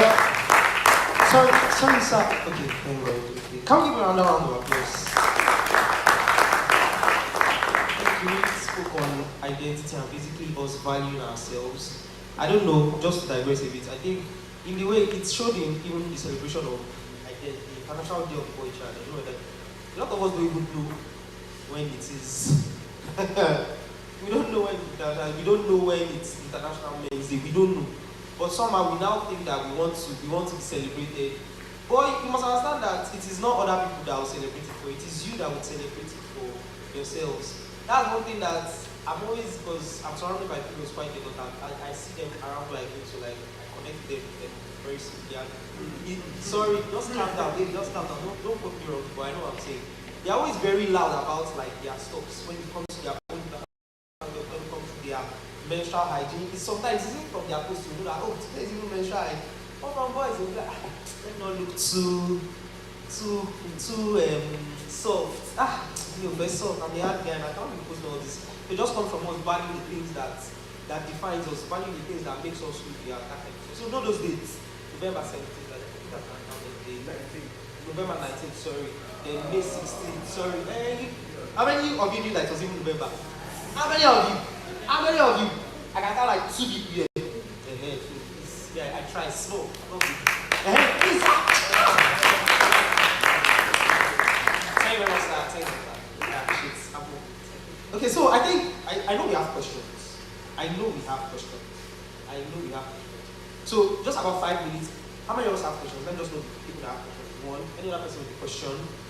May have a question, any other person with a question?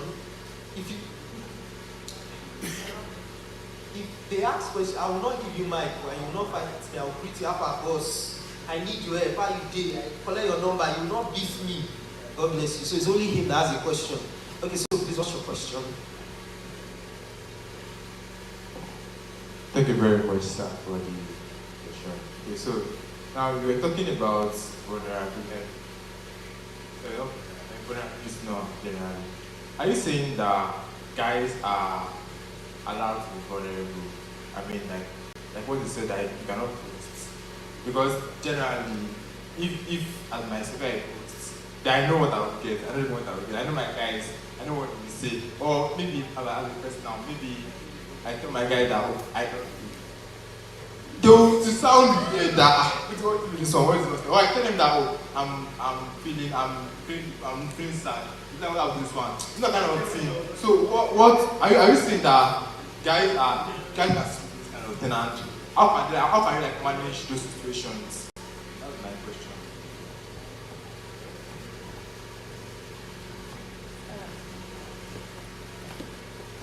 Thank you very much for being real with your question.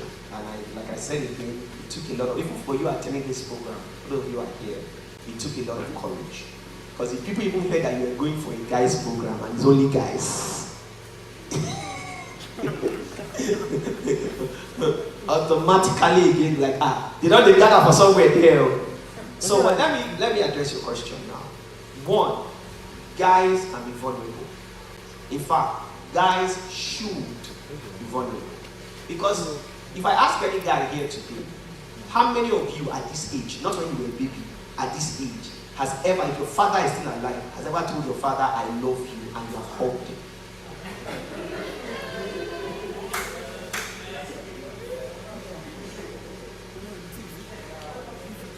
Then why do you cry when he dies? Why do you cry when he dies? I think that is the first test because it's part of vulnerability. Our parents didn't understand it well. There was a culture in their time that taught men to be hard. And that is why most of our mothers in that time, they didn't have romantic marriages. They only had husband and children. You see that connection, emotional connection with each other, they did not have it. Only few had it. So it starts from the family unit, where you can't tell your father I love you. You've never imagined the scenario or the possibility where it happens. So you now hearing what you have heard, you being the first to hear it, means that you are supposed to be the transformer in that community. Whether it's your home. When you get back, or start saying, because if you tell your father, Daddy, I love you, the next is like, is everything fine? Are you okay? Do you need anything? Because he thinks, of course, he has based his love, your love for him, on what he can give to you. The day he cannot give you anything, he will not want to see you. He doesn't know that whether he gives you anything or not, just because he's present in your life, you are appreciative of it. But he has already mistakenly thought that if I don't have anything to give this boy, I don't want to see him. Have you noticed that when we were young guys, when our parents don't have money, I said to you, they don't know how to imagine being a father of his son unless they have come and buy biscuits. The day they don't have it, you are the one that they will transfer the aggression to. And for some that did not do, you will have talked like first class. Are you getting the logic? So we are moving on. SARS, you can be vulnerable. That's why I said about your identity. You already know about what your guys will say. The day you remove your mind on what I want for myself, not what my guys will say, that's the day you begin to live your life. But if you live your life based on what guys will say, sir, then you are living for them. I don't know if you are getting me. It's as bad as there are ladies here. This argument is as terrible as male underwear. I was not there. Yes, you should not be here.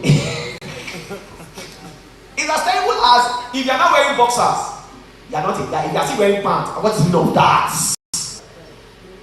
But meanwhile, the truth is, they are now proving, medically speaking, that it is even safer to wear cotton pants than wear the nylon boxers, condom boxers that all the boys wear now. So you must be vulnerable enough to know, do I want to express emotion? Fine. Why is it that if your guy calls you fish, you get insulted? But if a girl runs your head and says, see your head like fish,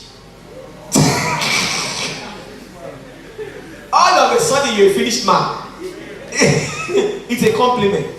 We've learned how to respond to the emotion of our mothers, our sisters, our females, our brothers. Yeah, alpha. Bye bye. The day my own mindset changed was, sorry, MC, you need to give me 2 minutes. I saw my brother came back from school, and then we greeted each other. And I just, hey, Danny, what's up now? How you doing now? How you doing? Good to see you. And my mother said, come back. I told you, come back. I told you, come back. I said, what? Are you fighting? I said, no, we're not fighting. Hey, Dad, we're not fighting. Lewa, I said, yeah. Your blood? I said, what's the meaning of that? Oh, yeah, all my children will be united in the name of Jesus. We are not a club, don't worry. She made me and my brother hug. Believe me, it was very, very awkward. Very awkward to hug my brother. Even like, what's this now, mommy? She made, and I'm grateful. She's no longer here, but I'm grateful to God that she did it. Because when I now began to grow, I have seen young men and I just look at their face. I know that there's so much going on in this guy's life. And then I just come here and I hug him. I don't say a word. I just hug him and he begins to weep. He begins to weep. He has held it for too long. He has been a strong man for too long. And then everybody has seen the strong man, but sense that there's a boy crying inside. I say, come here. And I hug him and he just takes in a deep breath. By the time he breathes out, he's crying. He says, I don't even know why I'm crying. I'm telling you. So that's number 2. Then number 3, finally, is for you to be vulnerable, encourage other people too to be vulnerable. What do I mean? Learn with acts of kindness. You have food, you get hungry, or you can't chop.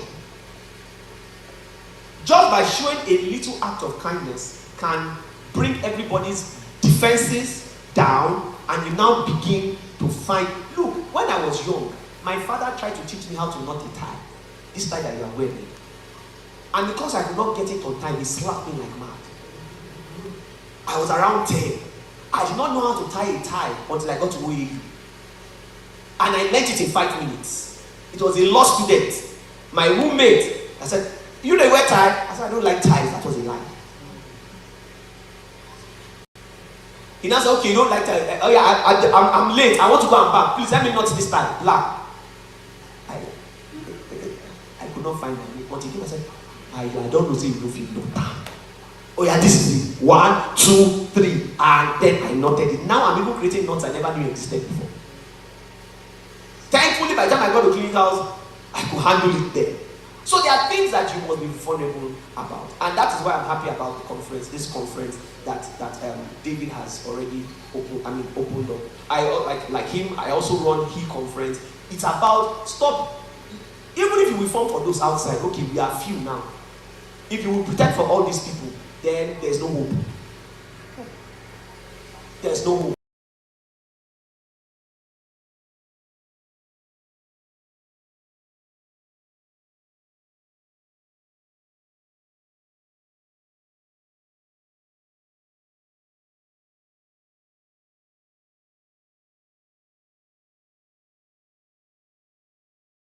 Just type it out. Follow, we can talk better.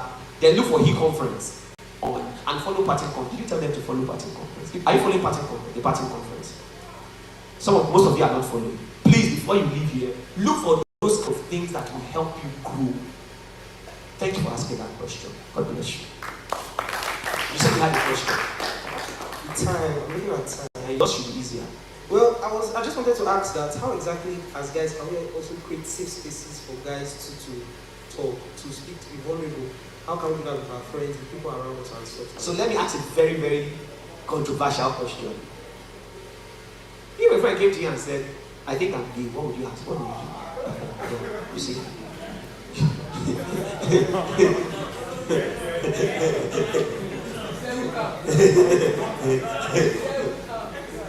Now, do I support that lifestyle? No, it's ungodly. I don't. But I have made myself a safe space where you can say whatever your struggle is, and I will not condemn you. You can be real with me and tell me, Ayo, I won't lie to you. I mean, I want this money before coming. And I'm like, why? What did you watch? Did you watch any blue film? No. Did you watch any sexually explicit movie? No. So my plan is, whatever your problem is, rather than condemn you, I want us together to find the solution. Because don't let us lie, we're all looking good in suits and looking good. Everybody has one secret struggle somewhere. See the way you all went quiet. That shows I'm correct. Everybody has one. Some, they can't do without sex. If the girl comes to deal, they must fuck her to deal. Forget all the speaking in tongues in this. Forget all the media, the sound, the keyboard. If that she shall not show up. If she shows up, oh my shelly. And then they'll say, hey God, how can I live a holy life like this? So do you get my point? But I have a group where if the girl shows up in the room, you just chat on the WhatsApp group. Mayday, mayday, mayday means help me, help me. As we all see the mayday, we are calling you ground. Is she there? Titi, how are you? Please make sure nothing happens with Ayo this afternoon. Yes! We would rather do that before we hear that you are somebody's your baby mama. So, sir, be a safe space by having a listening ear. Be ready to listen. Nothing should shock you anymore.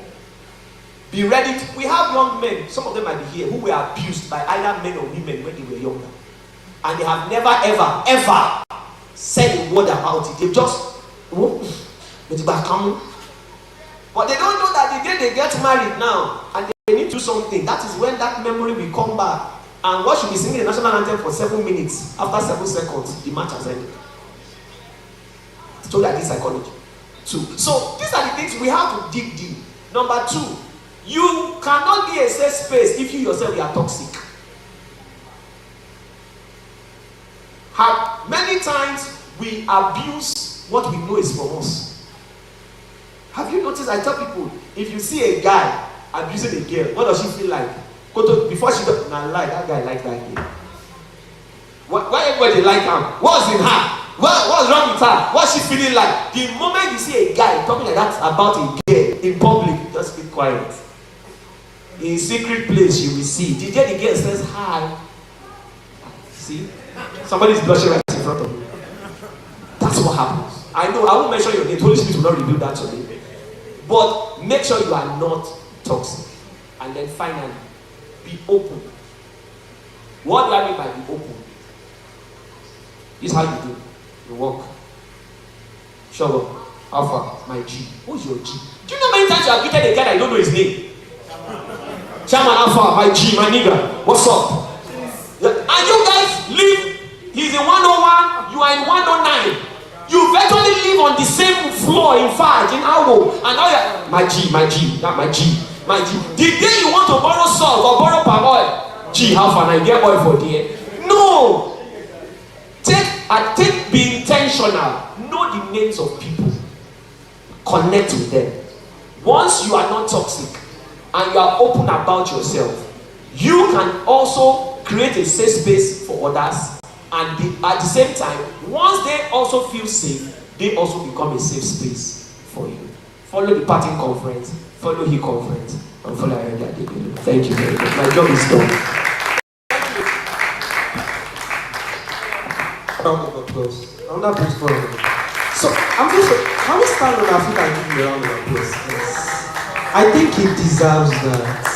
It is please, a round of applause, please. Thank you very much, sir. Thank you very much. That was beautiful. Wow. That was amazing. So I think it's just, we have been educated now on how to basically work better in identity, how to recognize that we can be vulnerable. Vulnerability is not limited to any sex, to any particular person. It's for us too. We can be vulnerable. We should learn to celebrate ourselves. We should learn to be open and be alright with how we look, with how we feel. We should learn to communicate how we feel. Very, very important stuff. So now before we move on, as I said prior, can we follow the party conference on Instagram? Can we just open our Instagram? For those of us that have Instagram, because I mean, have we not gained a lot? Like, it's not me that has gained something. Like, I'm not even lying. I've legit left here. I already know the things I want to do better, the things I really want to work on, the relationships, my main relationships I want to improve on. Like, I'm already envisioning. I have a vision map. I'm not even capping. I'm not capping. I don't know if I'm the only one, but right now, my mind is so blown. My God, man. So please, let's just open Instagram, follow the party conference, share the word. So that next time, when we are having another, because we're going to have another by the grace of God, can we say amen? Can we shout amen? So yes, you guys have to be there, you have to invite people. So there are some meetings like this, some conferences like this that you attend, you just know that you have to be there the next time. I remember there was a conference I attended in part 1. I thought it was a church, a fellowship that organized the meeting. I don't attend the fellowship, but my friends, so let me just follow you. See, now I always go for the meeting because since that first, I was just so blessed. So that kind of stuff, there are just meetings you go for, like, and you're like, I think I have to be here next time. I have to invite people. I literally invite people for the meeting. So this is just another one of those meetings. So without further ado, we have someone that wants to lighten up our moods. He wants to lighten up our moods. He wants to basically make us laugh. Let us welcome iCrown, please. Before we welcome our next speaker, let's welcome iCrown. Let's welcome iCrown. You have the floor, sir. You have the floor.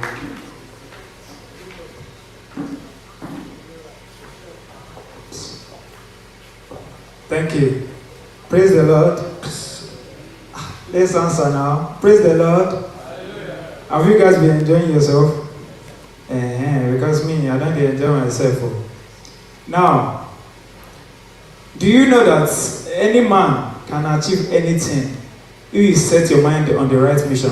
Do you know that? Wave your head, do you know that? Yeah. You see, when I was little, my dad used to beat me a lot because I was stubborn. I was a stubborn child. My dad was beating me one day to the extent that our neighbor came to bed. That is I just feel like you want to see I did it. I look at my papa like this. My papa no talk. He they look me. So me too, I stand up. And so the mama leave. As the mama reach her house, now my voice they hear again. This time my papa don't lock gate. So now only me and my papa. The second day, I set a mission that I'm going to run away from home, far from home. And I started this journey early in the morning. Trek for like 6 hours. I don't dey trek. Now so I asked one man, say, make I know where I dey, maybe I don't reach Lagos. Now so I asked them, say, please, where am I? Oh, she want fair now. Eh? Since morning. So I don't know what to do. I saw this bunch of kids, because I'm thirsty, I'm hungry at this point. So I saw this bunch of amola. I was like, okay, let me join them so that I can get something to eat though. So we were doing Bambiala, la Okudi Bambiala. Finally, someone gave us money. Someone gave us money. I was like, okay, well, the order for their middle, for their list, if they share money, take. Now so, Ton, you won't give me. Eh? Do we know you? I was like, yes, you know me. We were doing Bambiala, Okudi. No, we don't know you. I don't know, say those people would sabi themselves. Guy, at that point, that was when I knew why this prodigal son went back home. Because indeed, I was the prodigal son. So I just had to go. As I started my house, you know how African mother can be in Abuja, I had to go to one bed. Ah, oh, mommy, Ibolowa. As my mama said to me like this, he don't get wrong. Oh, Isaiah, Ibolowa.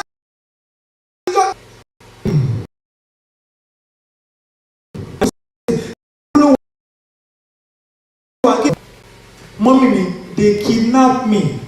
It was God of Adeboye and Abiara that saved me. My papa look at me like this. Isaiah, Ibolosimbo, Daddy,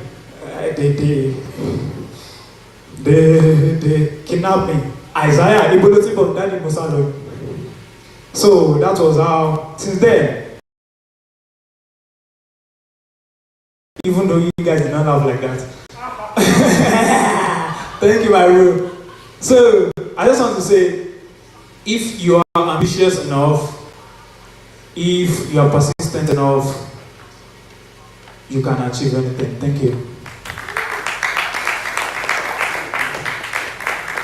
Or should I crack more? Okay, let me do this one. I did this comedy at Minimi Challenge. Yeah, you were there. Thank you. So I think I should do it again so that. How many of you did this New Year? Oh yeah, down now. You guys with the France, share your fights me. Let's not be mood now. How many of you this New Year new me? Yeah. You know that workout stuff. Me too. I said to myself, okay, this beginning of the year, I'm going to build muscle, 6 packs, triceps, triplet. I'm going to have muscle, right? I want to become crush of the crushes. Boot to the bootless, chike to the, you understand? Okay. Then I started going to gym. The first day, boom, I kill him. The second day, boom, I crush him. The third day, boom, I can't do him. The first day, dum. I was about standing up from my bed when one of my inner voices told me, say, Isaiah, you have been drinking Gary for the past 30 days. And today too, you only have sugar and I'm about to support it. Another voice pop up and say, no, don't mind him. No, don't mind him. Think about what Esther loved. In case you don't know Esther is my crush. Esther loved tall, dark, and handsome. And so I pop up from my bed and say, Esther, I must impress my crush. And so I eat bed press.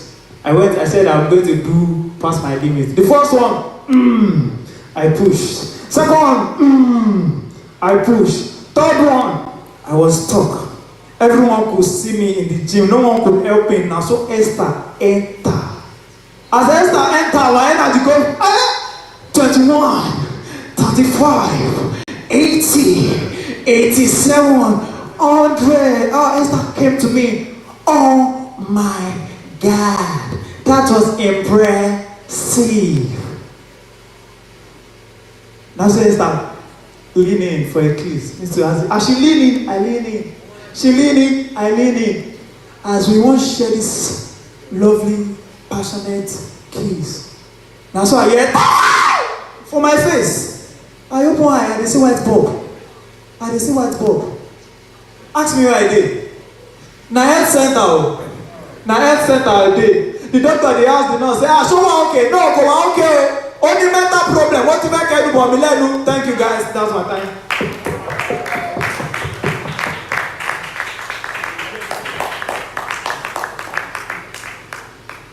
MC.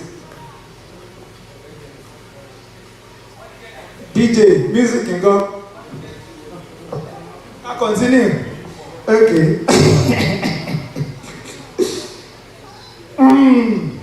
Okay. How many of you love your mom? Shout. If you love your mom, please clap for her. Say, you know like our mom, You see, I love my mom too. But my mama dey always beat me for waiting another person pikin do, no be waiting me I do. And whenever she dey beat me with Bible verse. So this day, I don't forget Joko. Eh? Sorry. Yeah. How many of you sabi Mr. Biggs?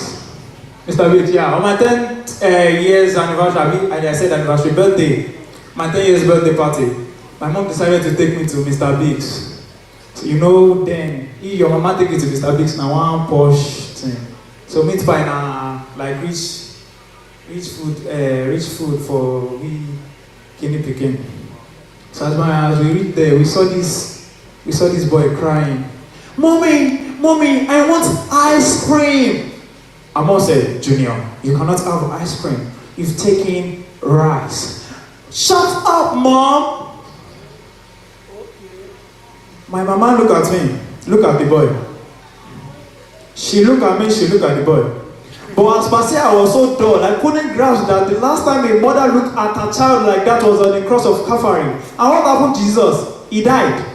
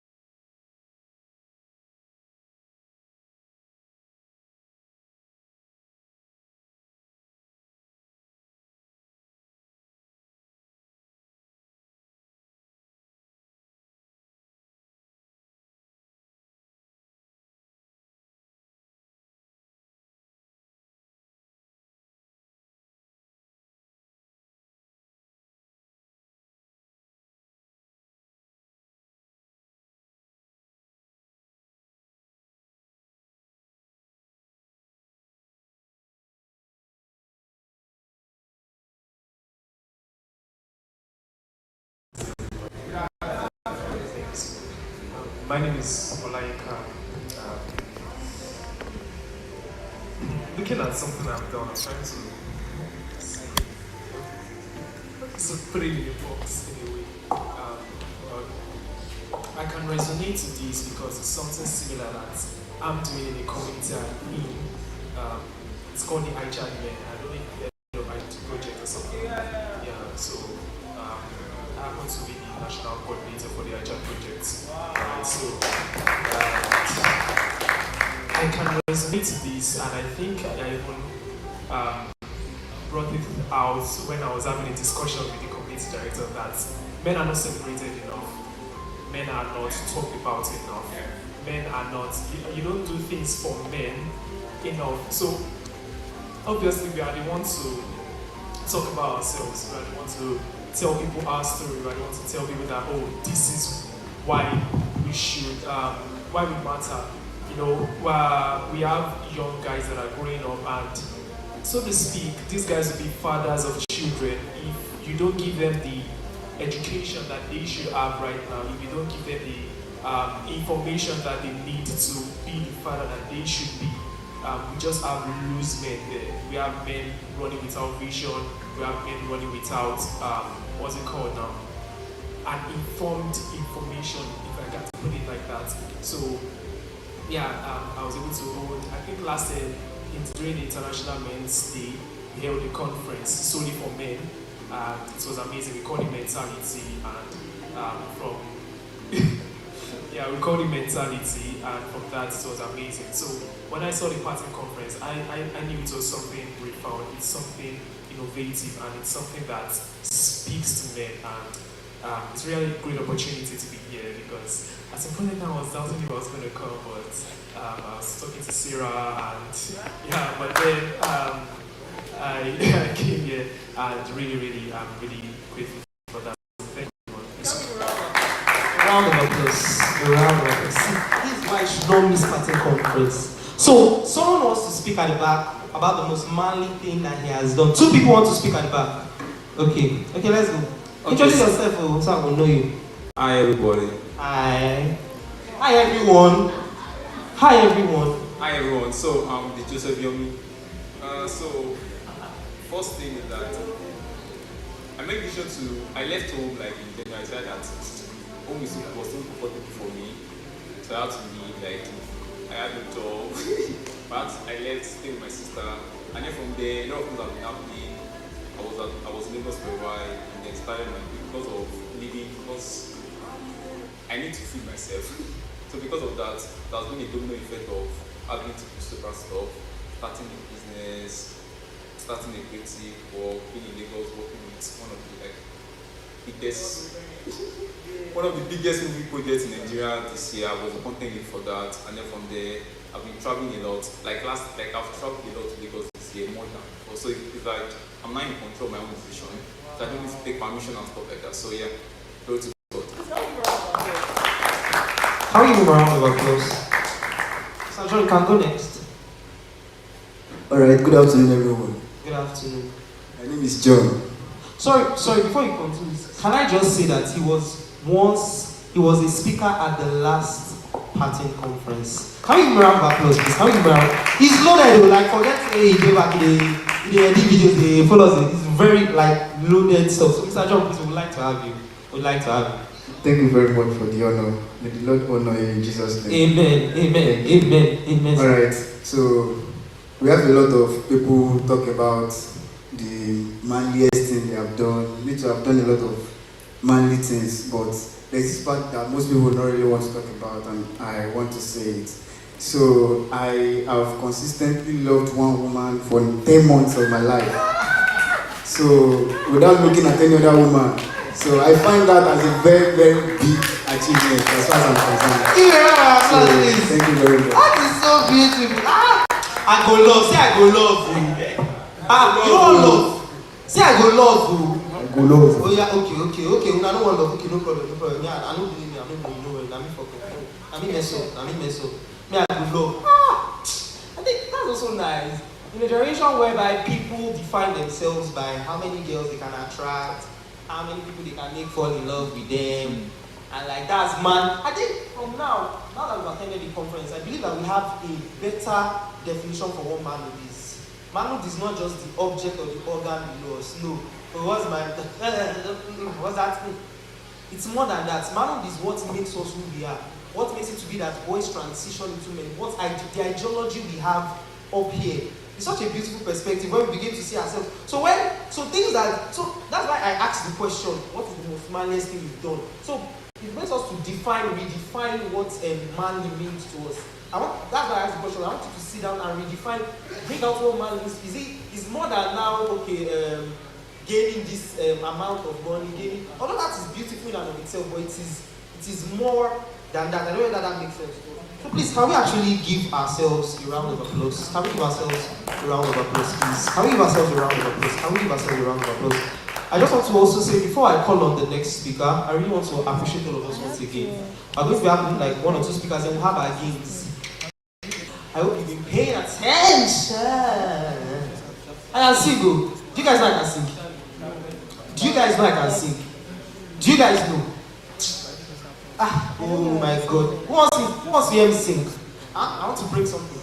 Let me sing for you guys. I'll sing only if Arsenal wins this night. Please. If Arsenal wins, from sing. Enter my game, I will sing for you. But you guys do not believe in me. If Arsenal wins, I'll sing for you. Trust me. My sonorous voice. I guess we'll never win. Why argue with an Arsenal fan when you can just wait? I said they win Premier League. Sure, it is well. Make me wait till they win UCL. I said to leave this place. No go rest, no go rest, but we will do alright. So now I want to be taking the bio for the next speaker. Oh my God. Can you have a guess who the next speaker is? I'm excited about this one. So now, our next speaker is no other person than Adedeji Oluwaseyi Daniel, popularly known as Daniel Duke. He's not a name you forget easily, trust me, and this is by design. This is by design. A trained public relations practitioner, influencer, and content creator. He has built a reputation as a voice that moves people and a presence that shapes narrative. At Obafemi Awolowo University, he has held the public's trust in back-to-back leadership roles, serving as the public relations officer of the linguistic department in the 2022/2023 academic session, and rising to represent an entire faculty as the PRO of the Faculty of Arts Students Association in the 2023/2024 academic session. 2 mandates, 2 platforms, 1 consistent assignment: make the message land. What separates Daniel apart is not just what he does, but how he does it. In a generation saturated with noise, he has learned to cut through it with a sharp eye for storytelling, a deep understanding of public perception, and the instincts of a natural communicator. He has influenced conversations, shaped campus culture, and demonstrated that a young man who masters his voice can lead without a title. Please, without further ado, can we welcome another beautiful man and another beautiful voice? Can we welcome Mr. Daniel Duke? A round of applause, please. A round of applause. It can be louder than that. Trust me, it can. It can. Trust me, it can. Thank you very much for the warm hospitality. I barely hold microphones. Barely. You know, I think about what qualifies me to hold this microphone. When they were telling you about who I am, public relations practitioner, content creator, which other one? Influencer, PRO. Which part dictates that I speak publicly?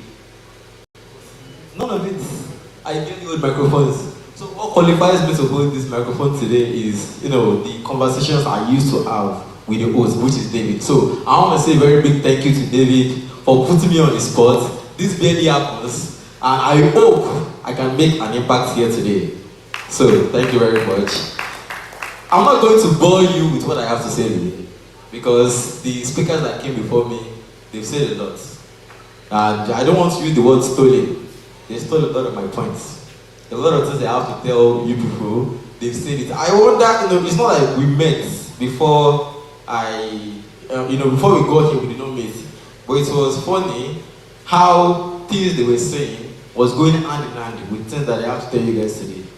You understand? So it just means we have similar info for you guys. So what I have to say today is, if you don't learn anything else today, okay, apart from every other thing you've learned today, I want you to understand that today is the youngest you will ever be. Can you guys see what I'm saying? Today is the youngest you will ever be. Please, I need you to echo it. Today is the youngest I will ever be. Which means every single thing you have a plan on doing, if you don't start today, you are getting older. And the older you get, the weaker you become. How many of you watch football here? Do you watch football here? So you know that when a footballer is in the age of 20, 25 to 30, that's when they are their strongest, right? When they start getting to 35, 36, 37, upwards, they are no longer who they used to be. Look at Ronaldo, for example. Baba is 41 now. Abi, all that he does is score targets. Abi. So, but when he was younger, he could do a lot. He could run, he could dribble, he could score, he could shoot from a long range, score free kicks and do all of this. But right now, he doesn't have so much because he's past his prime.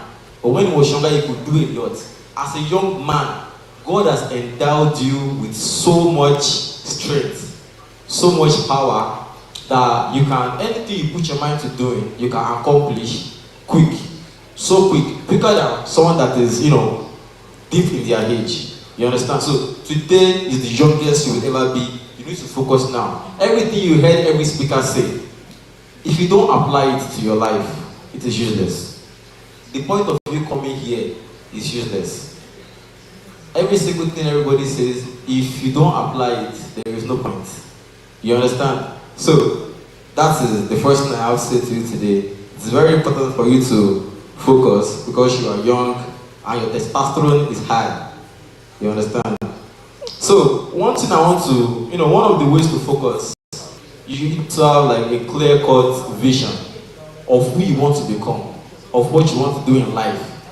And a lot of us are not doing things that is meant to get us to where we are going in life. We waste time a lot. And one of the ways at which we waste time is by having babe, girlfriend. How many of you are in a relationship? Most people don't admit they're in a relationship. Why? Are you ashamed of your babe?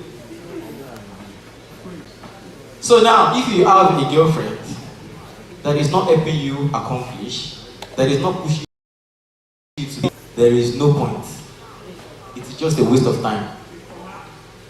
Do you understand? There is no point of having a girl in your life if she's just there for vibes and inshallah. It is not what you, as a vision-minded man, things that will get you to where you are going is what you spend your time doing. And if a girl is going to be a burden on you instead of someone that is meant to help you improve quick, don't buy. As harsh as that may sound, you need to dump that girl. She's not helping you accomplish. There is nothing she is doing in your life. You understand? I've heard stories where men with vision, they met the Lord of their lives, and from there, their lives skyrocketed. Things got better for them because they were being pushed to be better than if they were on their own. You understand? So if you have a girlfriend, if you have a lady in your life, and she's not helping you accomplish, there is no point in having her. So that is what I have to say. And then everything you do in every 24 hours counts. You have 24 hours in every single day, and things you do with your 24 hours determine, it shapes what your future is going to look like. If there is a place you can go now and see, okay, with the things you do today, if you go to the future in 10 years, what you are doing right now, if you change it, what you will see in that 10 years will change too. You understand?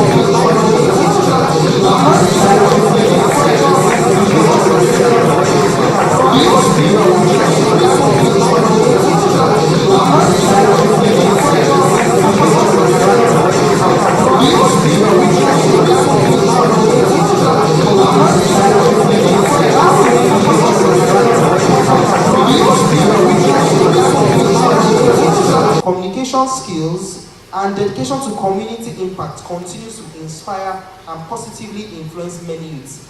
Can we welcome the biggest Arsenal fan I know, the biggest and the most experienced music director I know? Please, can we welcome Mr. Eniola Oyewale, sir? Thank you very much. Praise God. I'm sorry, I have to praise God first. All right, so I'll just be basically speaking about the topic here. First of all, I want to thank AB Ibrahim for inviting me to this conference. It's very beautiful to see men like this. I mean, men that want to do great stuff in life. All right, so my topic here is strong enough to feel, tough enough to finish. You guys can hear me now. Can you guys hear me? all right, so the topic is strong enough to feel and tough enough to finish. There's a what's the word now? A subtopic to it is navigating the season between darkness and breakthrough. So first of all, I'm not speaking as like a speaker actually. I feel like it's more of like me sharing my heart to you guys, and you guys eventually maybe pointing out to and all that. I'm not here to do like I know it all, and then you guys now listen to things and all of that. But we're just going to be learning some stuff, do you understand? And I want to learn from you guys, so I just want to see how we think and all of that. Alright, so one thing I want us to understand tonight is that a lot of us men, we have this mindset of just surviving. Like, maybe we should do something we can make us survive. I'm sorry for the pitching, I know it's a conference. Oh, sorry. It's a way to express myself. So, and while we have that mindset of we have to survive, there are some things that we get to miss out on, and we don't now find ourselves to be all men.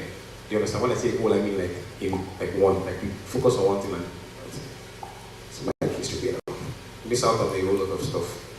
So I know the speakers that have spoken before would have talked about how men are supposed to be strong, not just showing strength in their muscles, but showing strength in their emotions, not suppressing their emotions, making sure that you feel all the emotions that you feel and you let it out sometimes. How that masculinity can mean silence sometimes, you understand, or that strength means suppression. Or that when they say that be a man, it means that you never shake, you never break, you never admit that something is hurting you. Or I'm very sure that they have been trying to bring out that mindset, right? So we've also learned as men that there's a way to perform our strength, and then while we do that whole thing, there's something in the process where we never learn how to process like some of the emotions that we feel or some of the pain that we feel. So we don't even know how to navigate our emotions sometimes. The only thing that women think that we know how to feel is anger, right? To an extent, right? Like maybe if a guy is quiet, this anger is mad at me. Like women now feel like that's the only emotions that we know how to feel. But I know that that's not right for every man. I'm a man too, so I feel all the kind of emotion. Disappointment, fear, anxiety, joy, everything. But I know that women sometimes can feel like when I was not explaining in this call, they experience joy in that place right there. But there's sometimes where we don't want to show it because like they know that outside there we're supposed to suppress our feelings and all of that. So we're here to change that mindset, right? Yes, sir. So because real strength is not number one in the absence of emotion. Number one, it's not the absence of emotion. Is the ability to feel something without falling apart. And when we say toughness, it means that you have the ability to continue the journey even when it feels difficult. That's what it means. So that's what it means by being strong enough to feel and being tough enough to finish. Alright, so from my experience as a leader in different spaces, I've met a lot of people, met a lot of different human beings and all of that, and as a music director too. So there are many times where people say, I look up to you, I like what you're doing, I don't know, I admire the things that you're doing and all of that. And then like they will celebrate like your strengths. And in that moment you know deep down within you that you're not even doing your best mentally. Like you're just there thinking about stuff and someone comes to you and tells you, I love what you did, you're so amazing, this and that. But internally you are feeling like the worst person ever. So I've had that experience of how people would come and celebrate your strengths, like put it out there, but they'll not ignore the weight that you carry, because as every man, I know that we all have a weight to carry. Do you understand? You understand? So sometimes we struggle deep down, we struggle silently. So there was a point where I was getting emotionally exhausted. I was tired of putting on the act of being like up there every single time. Sometimes in my choir, I don't show them that I'm feeling, I can be coming from my house, I don't want to use the word depression, but I don't think depression is a strong word. But feeling down all of that, I come to realize and I'm still trying to like make everything like right and all of that. And then everybody's I'm easy, doing this, doing that. Oh me, I know that deep down I'm struggling. So let me give you guys a very vulnerable stuff shot. So I'm somebody that I feel anxiety attacks. Like I can just be feeling anxious in my attack. Nobody really sees it because I know how to hide it. It's either I'm clenching my fist at the back or I'm doing this. So it has to show you that men feel stuff, men feel anxiety. Do you understand? As women will be having panic attacks and that, men feel that too. Men feel that too. If you have been suppressing the anxiety attack or the panic attack that you're been having, I don't think that's the best thing, because suppressed emotions always find a way to come back outside. There's no way. If you feel, I don't know what to say, a nylon now, you pour water in, you keep pouring water inside that nylon, keep pouring it. The nylon will be expanding until all the water comes out. And then when it splashes out on the bed, anybody on you get wet. You get. So you have to learn how to sometimes just pour some water out of the nylon that you have and all that. So now, something powerful I learned from all those moments of vulnerability and then people celebrating my strengths and all that is that I realized that avoiding pressure will not help me grow. If I don't have pressure, I will not grow. If they don't refine gold, we will not have something beautiful right now. Do you guys know that? If the sword that these people use to fight war, if they don't eat it with, what do they call that stuff? Lava? Magma? Whatever. Like that kind of heat, and they used to create this sword. Like we won't have that. Do you understand? So avoiding pressure will not help you grow. And as a man, you should be able to do stuff under pressure. You should be able to do stuff under pressure. But at the same time, you should be able to feel. Do you understand? So when you are doing stuff under pressure, when you feel disappointment, you should be able to know that. You should be able to note those emotions and say, this is disappointment, this is fear, this is uncertainty. That's the problem about men. Most men are now in a position where they're in the middle of darkness and they're just in the middle. They don't have clarity of whatever is going on in their life, and they just want to give up and all that. So that's the point where that emotions now will now be on you. So it's now left for you to be able to regulate it yourself. Do you understand? So now, some of the strongest conversations a man can have are the honest ones. The honest ones where you are honest with yourself. Where you say, where you tell your friend, I'm struggling, I'm tired, I need help. This part of my life is difficult. That does not drop or reduce your masculinity. What does it do? It increases and develops your maturity. So when you learn to regulate your emotions, when you are intelligent with your emotions, you become more mature. You become more mature. That's what learning how to navigate your emotions do to you. That's what it does to you. You become more mature. When you suppress it, you most likely don't have to navigate some emotions when they come to you or some things when they come to you. So even in scripture, we see some men who fell deeply. We see our very great example, Jesus Christ. The Bible says Jesus what? Jesus wept. Jesus wept. Not because he was a weak person. I'm very sure it was. Yeah, they nailed him to the cross. That's not a weak man. A weak man would have already died. The moment they nailed him, and then he just dies. About that. So, not because Jesus Christ was weak, but because he was man. And we are all human beings too. So, stop punishing yourselves for being human. Alright, so while feeling all the emotions is very important, we must talk about something else, and that is finishing. Because feelings alone cannot build your destiny. So you cannot say because you are feeling down every time now, God, I'm feeling overwhelmed. You don't have to finish the work that you're meant to do. What's the theme of this event? It says mission-minded men, right? So there's a mission at hand. For some of us is you want to have the best family, like you want to have a beautiful family, you want to have children, you want to have a very beautiful wife. For me, when I'm talking to any lady or something, there's one thing I always tell her. I say, I want to have children. I want to have 3 nice children. Do you understand? So there's a mission at hand for every man. Do you understand? So you must learn how to finish. You must learn how to finish. So your manhood or being a man is not based on your mood. It's not based on your mood. It's based on your consistency. There are many projects or many things, missions that people have wanted to go on, but they started strong.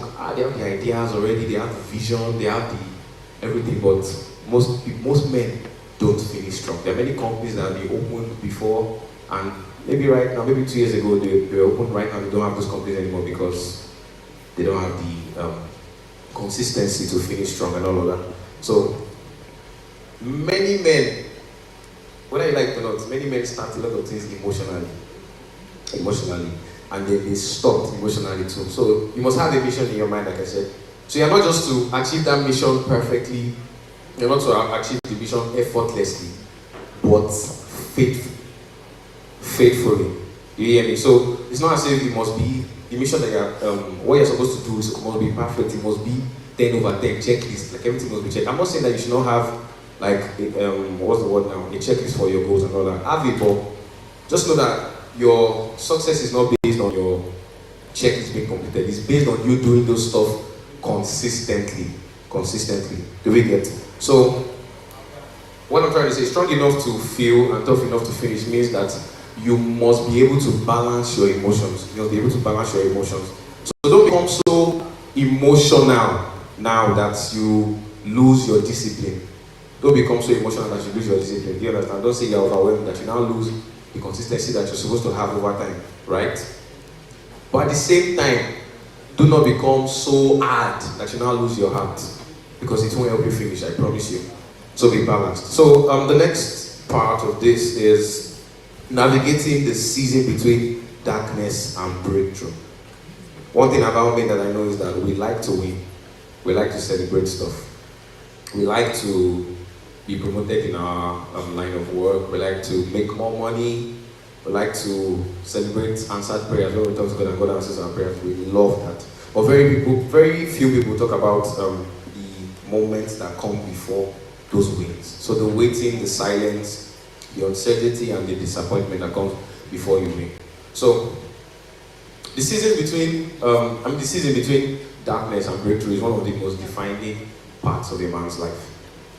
It's where your okay, so that vision that you have now, all the dreams that you have, that moment between darkness and breakthrough is where those things will be tested. Your character will be tested. Your character will be refined.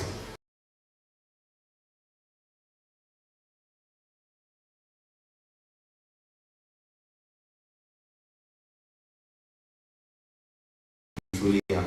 You understand? Then your faith will be stretched. So one thing to be in a knowing, and it's not even where you're going in one spot. It's a very, very confusing spot, and it's a very great spot to be in. So what you now do in the middle of that darkness breakthrough is really matters. You understand? Alright, so the first is we have to understand the scene between darkness and breakthrough. So every breakthrough story that you're going to decide has an leading chapter. So before Joseph in the Bible experienced past, the old enjoyment class and all that, he experienced peace, he experienced the prison.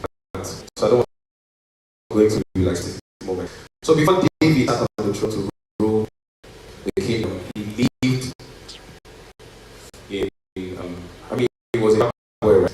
Then he had to walk towards. I'm not really sure whether he where he was doing consistently, right? Jesus Christ resurrected. There was a Friday, Saturday before Sunday morning. So, especially what the Bible says, he said, don't deny the sin where joy is coming morning. You understand? The darkness is not always a sign that God has abandoned you. Sometimes an evidence that God because of something. So, that between your darkness and your breakthrough, God is preparing you for something.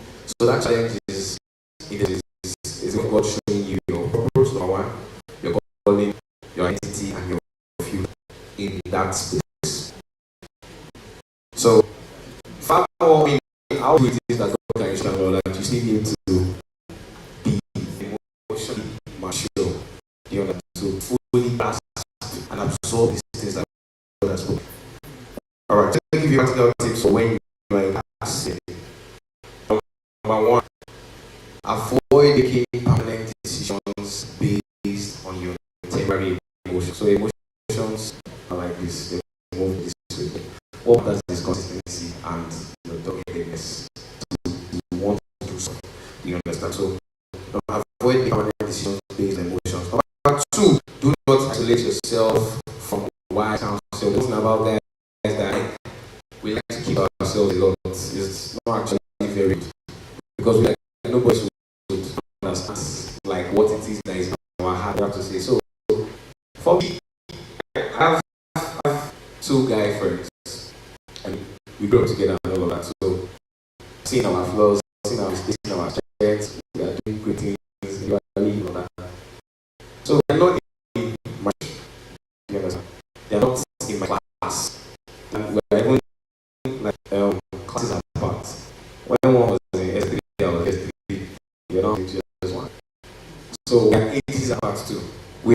mindset apart too. But when there's something that happens, I don't feel no.